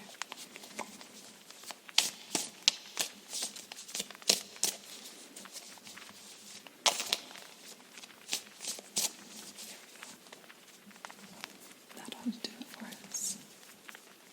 Alright. My lighting's a bit off, but that's alright. Group 3. Let's get straight into it, Starlight group. Card number 1. When it comes to letting go of limiting beliefs, where do I start? Do I have the whole deck upside down? Yes, I do. That's my bad. The 7 of Wands. The 7 of Wands I sometimes confuse with the 7 of Cups, which I believe is about choices, am I right?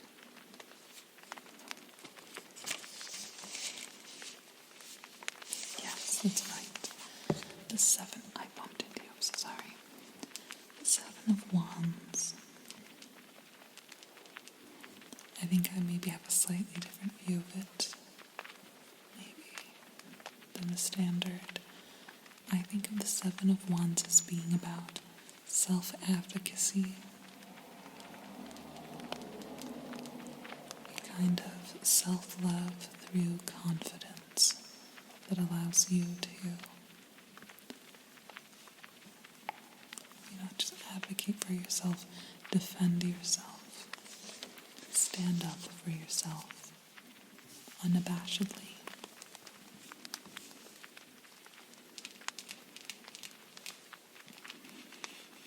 A lot of people are resistant to this because it can feel, I think the 7 of Wands is worth comparing to the 5 of Swords, which is the card of conflict. I don't think the 7 of Wands is necessarily, to me, confrontational at all, but I understand people feel like it's confrontational, and so, you let yourself be a doormat for the sake of manners and politeness and not causing a scene. But the place to start for you seems to be stand up for yourself.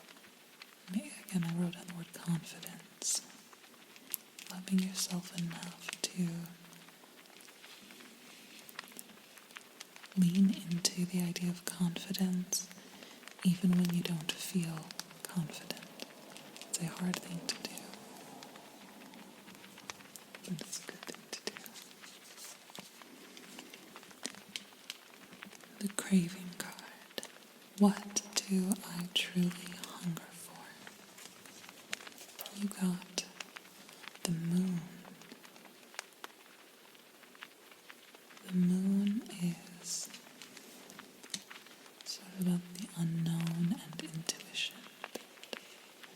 It's a more spiritual card, and I often think of it as being about fears in some way.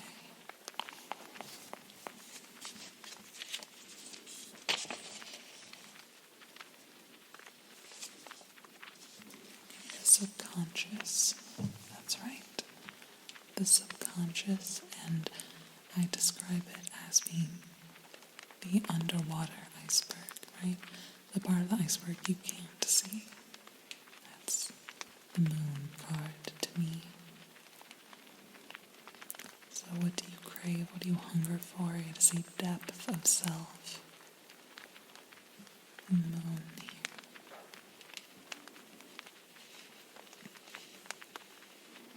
I'm going to pull the next few cards and we'll revisit this because I find this a little bit amorphous, which is not a bad thing.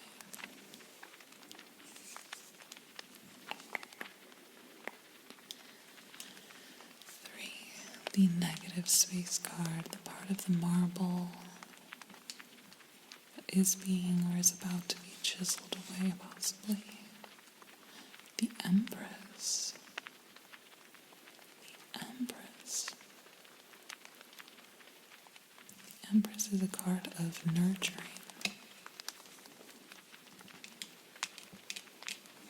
It's a card of nurturing, and it's interesting. For a second I thought it was because this card in this position, it doesn't necessarily mean that the thing here is what should be chiseled away. It might just be like the thing you are shedding when you don't necessarily need to, or perhaps shouldn't. The first two groups, both of their cards here, I believe, were sort of like, yeah, maybe chisel that away. And for a second I was like, oh, maybe you're a little bit different. Maybe this is something that you're like about to carve away, but maybe you shouldn't. And then I remembered your way to start. Card being 7 of Wands. And bouncing these off of each other, I think that maybe this is a part of the marble that needs to be, if not removed completely, at least refined, parts of it taken out of the equation. There's sort of a mothering energy to this, which is a beautiful, lovely thing, except that for many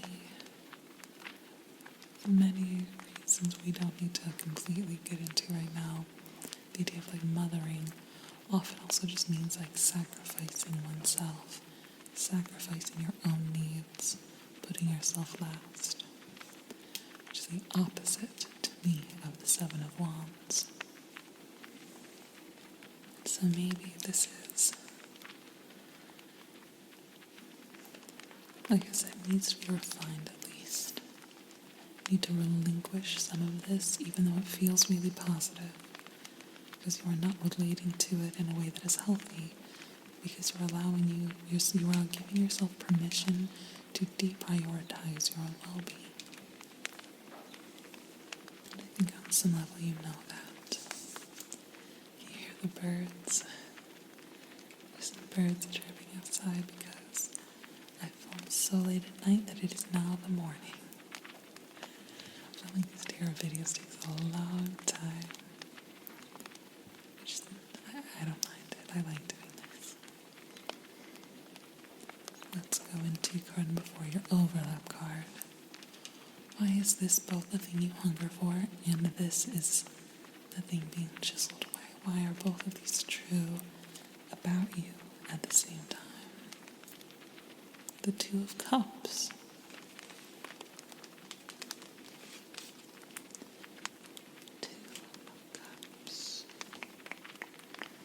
Look at my exact wording. Make sure. Yeah, reciprocity. You almost said harmony, but reciprocity is a very good word, especially for these two, actually. So it's interesting that it's overlapping with the moon. But I think especially why this where it ties into this is reciprocity means I give and take. An equal partnership, an equal relationship. And this needs chiseling, not because the energy of the Empress is outright negative,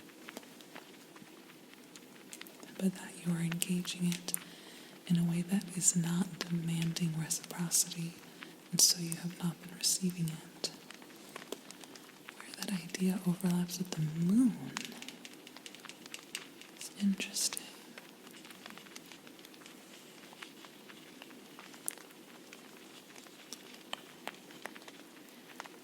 Like mutual exchange, equitable exchange, having to do with the moon,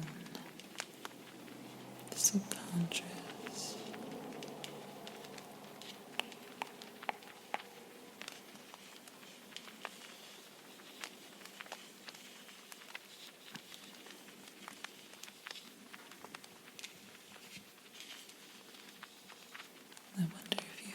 like, or are aware of, maybe that you've been very quick to help, very desiring to help other people unpack things, maybe quick to give advice, quick to try to notice the patterns of others, and no one's really gave that back to you. You don't really have a lot of people who are inclined to try to guide you through it, the way that you offer guidance.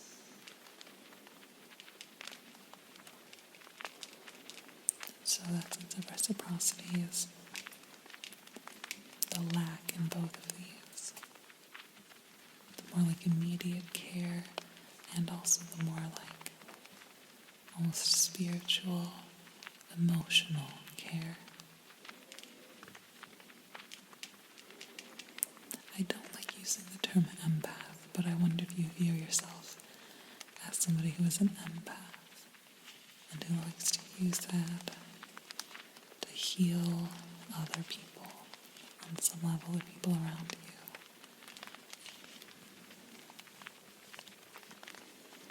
And maybe you've noticed that you're always the giver and not the receiver.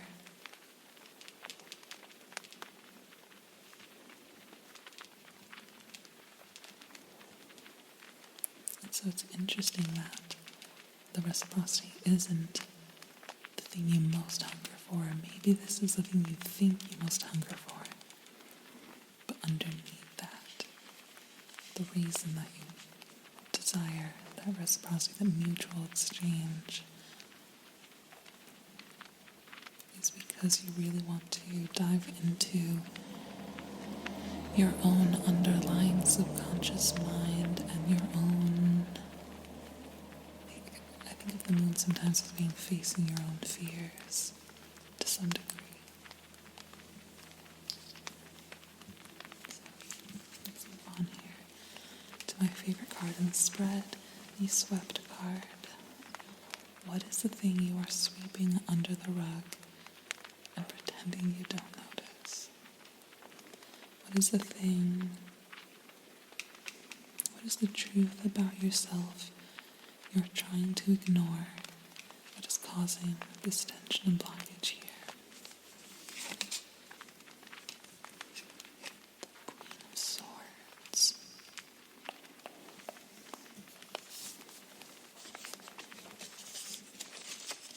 Queen of Swords. Okay. I confused it with the Queen of Cups for a moment. And the thing I have written for the Queen of Swords almost made me laugh in the context of this reading. Because the main word I have here is boundaries. Boundaries.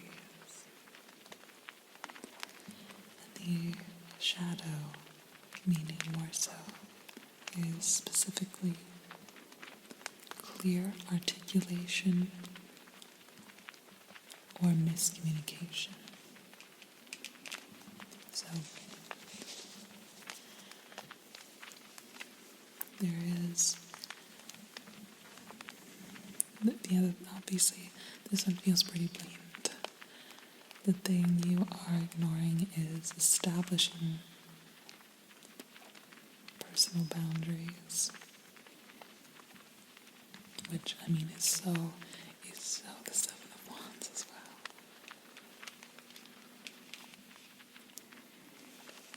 But the Queen of Swords has like a very, has that regal energy, has that like relaxed, calm leadership energy to it. Of just being like the Seven of Wands is like, leave me alone, whereas Queen of Wands is like, I'm not explaining that well, why would you know? But yeah, boundaries. The thing you're ignoring is setting systems for yourself that do not allow yourself to be taken advantage of. And the reason it's hard is that sometimes the people taking advantage of us mean no ill will whatsoever. Sometimes that taking advantage just looks like accepting the things you are offering, but doing so in such a thoughtless way that they're leaving you, that they're not offering anything back, and that's leaving you drained in a way that they're just, maybe there's no, there might not be anything wrong with them, they're not bad people, and so that makes you hesitant to react like they're doing something bad. But if you're not, clearly there is a disconnect happening where it's just not occurring to people that you have needs too. You maybe always seem like the strong one, and so it's easy to feel like, well, why would I come to this person to offer help when they're always so helpful that surely they've just got it all figured out. That's maybe what they're thinking and feeling. And so finding ways to establish clear boundaries.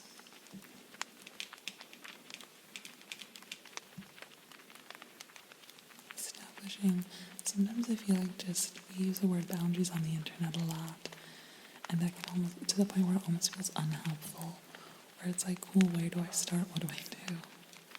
And luckily, this reading has a where do I start, doesn't it? And it's just sticking up for yourself. It's okay to be a little bit, not necessarily aggressive or rude, but be firm. And if that hurts people's feelings a little bit, they can take care of themselves. Especially if it's people you've been feeding comfort and care into. They've got it. They've got it. Let's look at the sixth card. You have a part of yourself, a potential part of yourself you have not yet explored.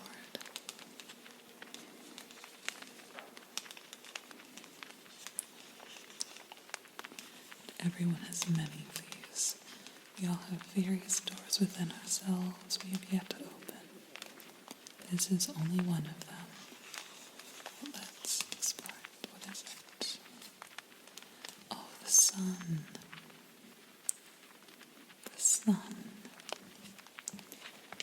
The sun is all about like bright joy. It's celebratory. It's just like relaxed. It is. And it's so funny that it's opposite the moon here. My goodness. This is such a fun reading.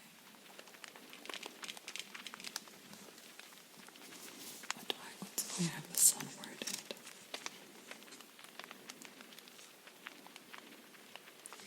Optimism through clarity. The sun is, and the reason I have it worded like that is sometimes people hear optimism and think, oh, you mean, it's the people who call themselves realists but are actually just pessimists. And they're like, oh, you're experiencing joy ever? What, you just have your horse blinders on through life? So I want to be clear, this is optimism through clarity. It is not a naive outlook. It is believing good things are possible through like that sense of wisdom and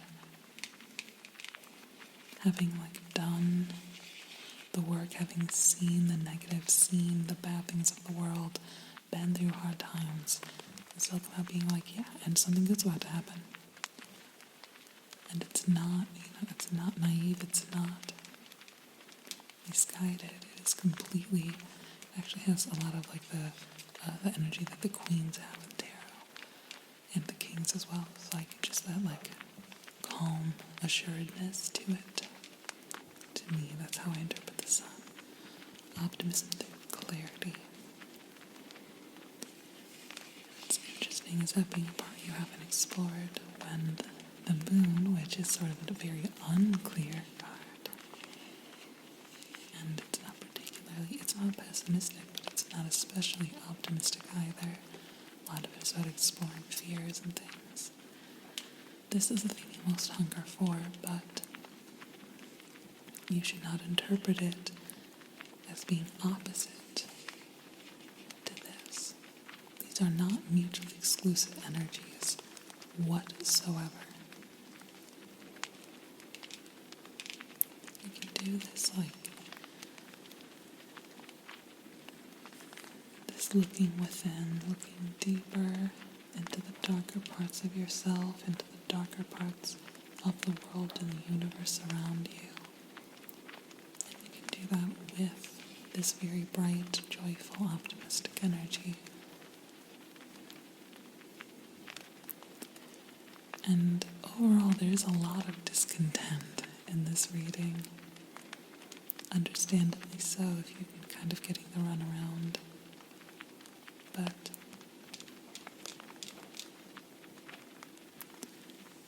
it is a mindset shift, not a circumstances shift to be had here.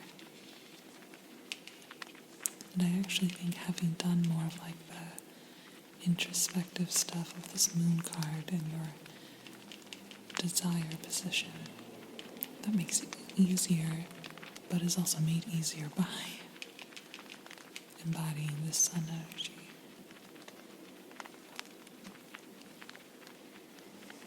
Let's get back to here for a moment. I said I went back and forth onto whether you are maybe being advised to shed this or not. Let's see what the cards say. This is the should I fear this shedding card, or more accurately,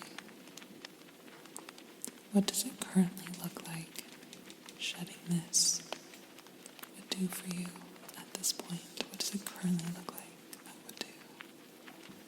Oh, the Three of Wands. The Three of Wands. Am I getting confused?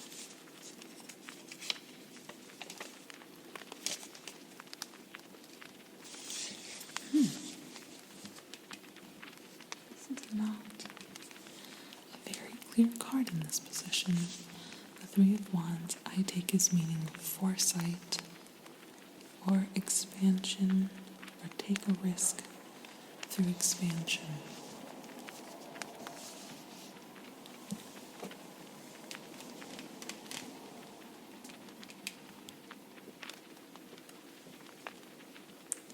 Relinquishing some of this energy, this nurturing energy, relinquishing some of this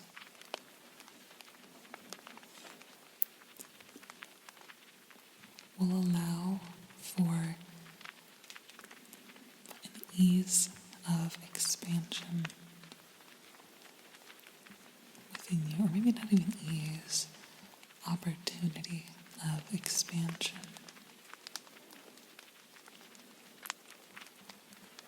And it will come in tandem with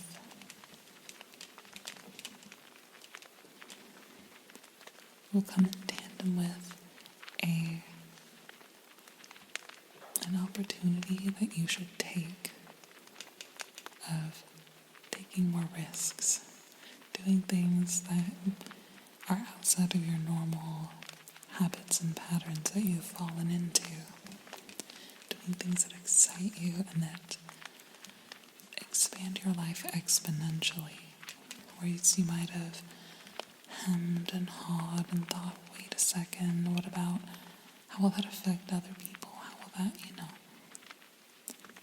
your life can be bigger. I see this as a bigness of your life. And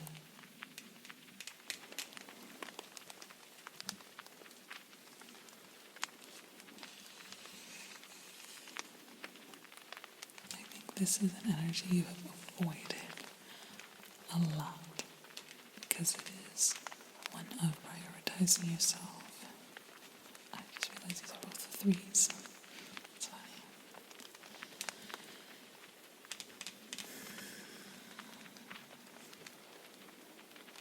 Yeah, I see this as a bigness, and I think you've avoided letting your life feel or be expansive at all. You've maybe turned down opportunities or have been considering turning down opportunities because they are inconvenient to other people in your life. And maybe you have rationalized that and justified that to yourself as being empathetic and compassionate. And admittedly, perhaps it is in some ways.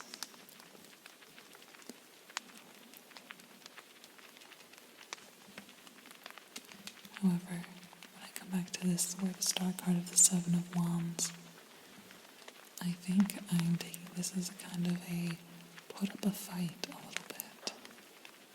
You don't have to be mean or rude. You don't have to not care. Put up a fight for yourself. This is your life. This is your life. Let it be bigger. And it will feel easier and more natural for it to be bigger as you relinquish that energy a bit. As you establish the boundaries, defend yourself. And maybe as you lean more into this optimistic view, don't be so tied up in being quote unquote, I feel like people say no, let me word this differently. I've seen a couple of TikToks years ago that I loved where people were like, get delusional. Just get delusional. Because when it comes to thinking about the things you could do, it's so easy to bog down in that sense of, being realistic, being reasonable, and a lot of being realistic about what your life could look like comes from the idea of it mostly comes from what you've observed in the people around you. And you are not beholden to their limits. So, coming to this idea of optimism, and I think maybe you've held on to that idea of being a realist, but really you're just a pessimist. And what if you just believed something good was about to happen? There's a ladybug in here bouncing off the walls. That's what that sound was. It's perfectly fine. Just a goofy little guy. Alright. But yeah, I think that you maybe haven't realized how pessimistic your worldview is.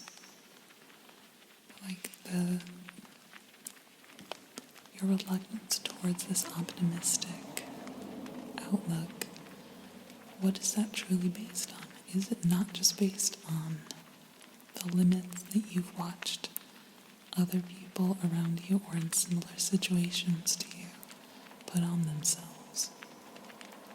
Is that yours to carry? Is that yours to adopt?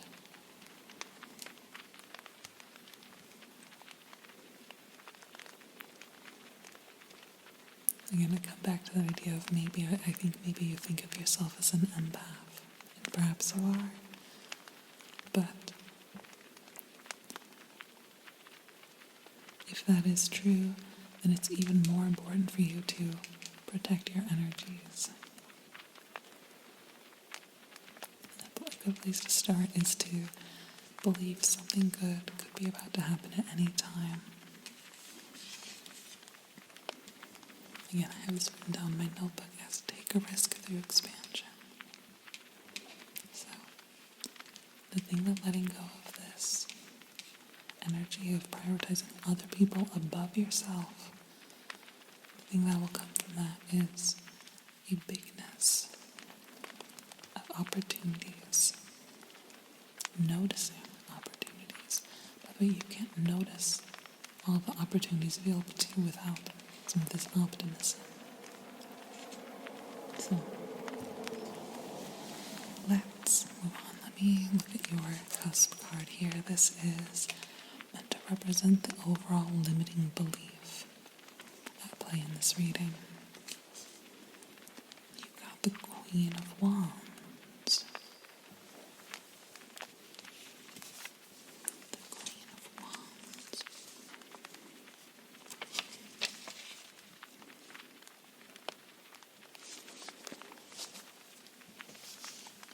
I have just 3 words written down for the Queen of Wands, and that is trust your instincts.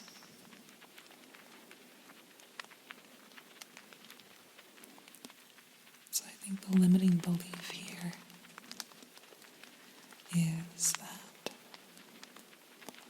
you need to be perfectly logical about everything, even when you know your gut is telling you something else. You have more options and opportunities than you are letting yourself notice.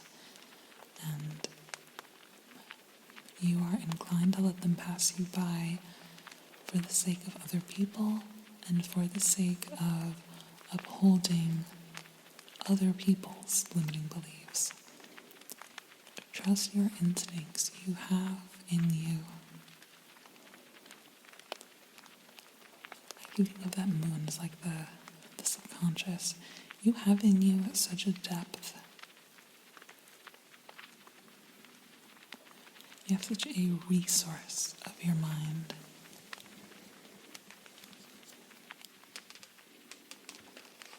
And what a silly thing to let go to waste.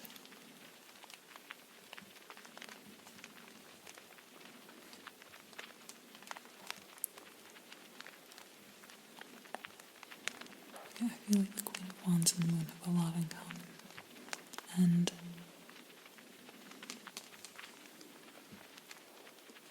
yeah, your limiting belief is in a distrust of your own instincts. Let's also look at your root card at the very bottom of the deck. This is meant to represent a sense of what it might feel like to heed the card's wisdom or advice.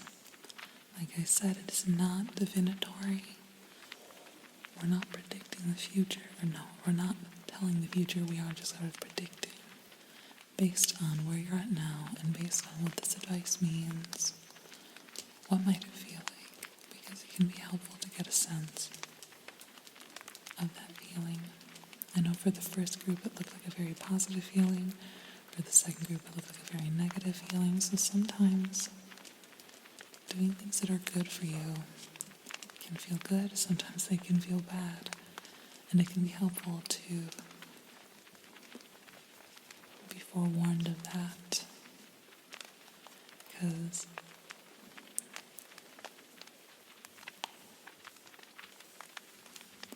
sometimes if it's going to feel bad, that will make you go like, oh, then I must be doing the wrong thing, I should stop. It's like, no, you should power through. And also it can be helpful to know if maybe it'll feel, it can be helpful to have a reassurance that there's a chance it could feel good because it can help motivate you to see it through. So we're just trying to get a sense of, based on where you're at now, how do we think it could feel for you to heed the card's advice here? And you have the Two of Wands. See here, the Two of Wands. Very forgetful this evening, and by evening I mean 5:45 a.m. The Two of Wands. Planning, and the shadow of it, I have commitment issues. It is likely to feel conflicting. You will feel often like you are doing the wrong thing by letting this go. You will maybe feel sometimes really good in stepping into confidence, and sometimes you will feel oh my gosh, I'm being such an asshole, and sometimes stepping into optimism will feel good, and sometimes it might feel like you're lying to yourself. There's a duality. And you may run into a lot of having sort of stilted steps, taking 2 steps forward, 1 step back, and wanting to second guess. That is very normal. And that doesn't mean you're not making progress. It just means you're human. Now your last card here is the pep talk card that we are pulling from an oracle deck. We're going to do the Samhain deck for you. And I have to explain to the other groups that this is sort of a weird card to pull, the pep talk card. It is something I started doing for myself in my personal readings. Because I noticed that I was having these really, I started having, in my own practice years ago, I was having some really, introspective readings, but also really intense. I would leave them feeling so drained. Sort of like a therapy can make you feel really drained, and so sometimes I would add on at the end of a reading what I call a pep talk card, which is just based on the thing I say a lot in my videos, which is that your future is real and there is joy in it. And I always believe that is true.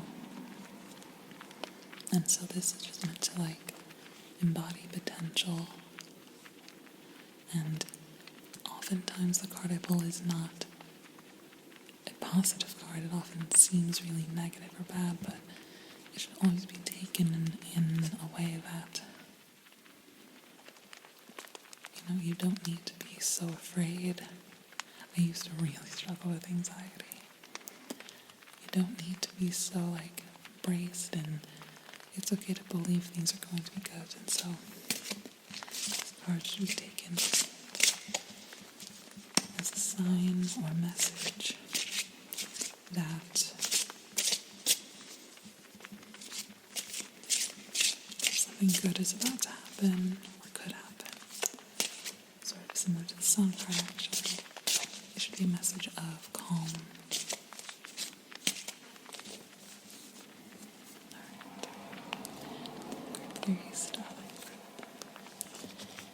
Your pep talk card here, your final card of this reading, is Banshee. Alright, I'm glad I gave all of that pretext, because this is the most outwardly negative card of the deck. Heed my warning, dear child, for what I hold is far from unsung lullabies. Swallow a nail, and you can expect bleeding from within.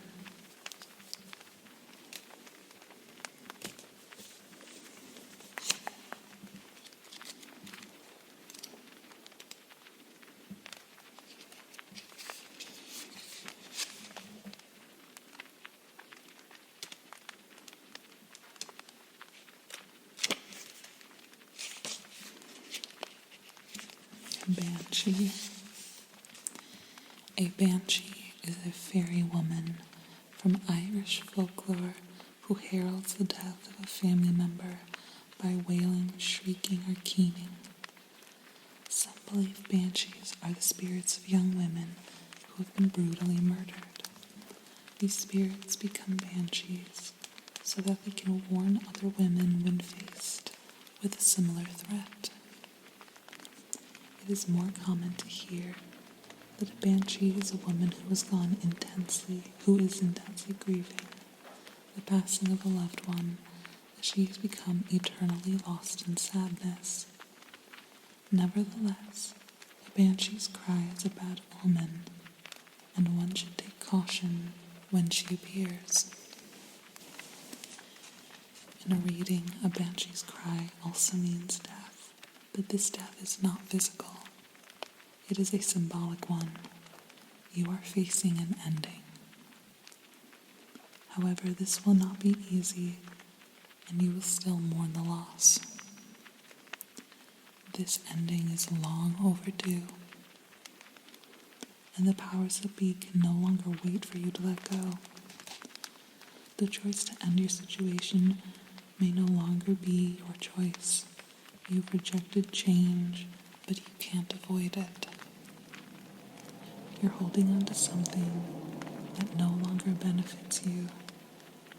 Perhaps a job that you hate, a relationship that drains you, or a place where you do not feel safe. Know that it is time to let go. It is important to remember that every ending also brings a new beginning. Moving on makes space for new energy to come into our lives. Don't get caught in the mourning process for longer than is necessary.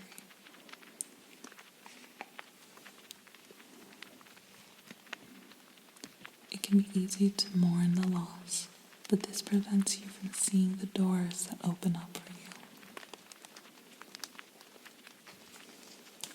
So, again, it's not an outwardly positive card. This is still a pep talk card, and it acknowledges that sense of like loss and change. Letting go of an old pattern can be such a more intense kind of loss than people give it credit for. It can be very deeply draining. But it also says that it also comes with new beginnings. You should not take that as a bad sign in any way. You should take that as an acknowledgement of how hard these things are to do. But that in letting that go, there are new things waiting for you. Think about that expansion, the taking a risk of expansion.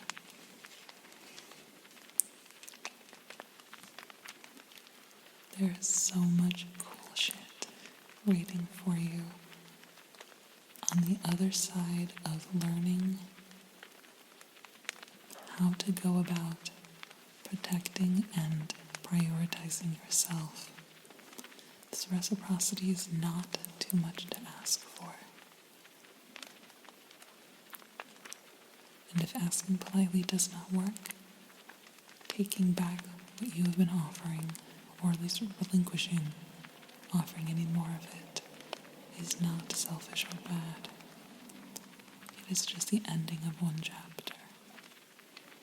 And it is time to let go of that. I really think you should focus on this part of yourself you have not explored very much. This optimism through clarity. This, to me, is an extremely hopeful reading.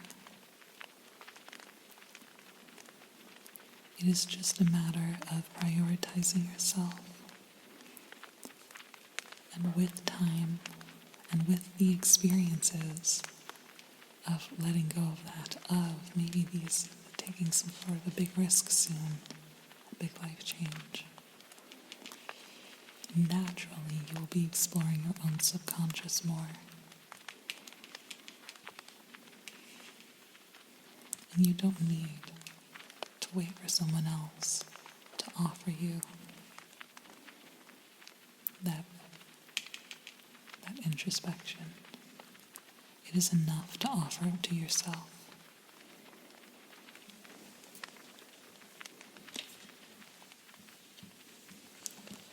Group 3, I am very much excited for you. I think you should be excited.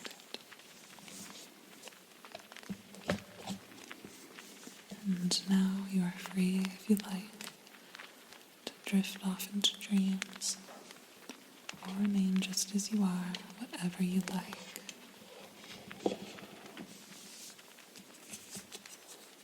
And as always, you are free to stay with me for as long as you need. I am always happy to have you here.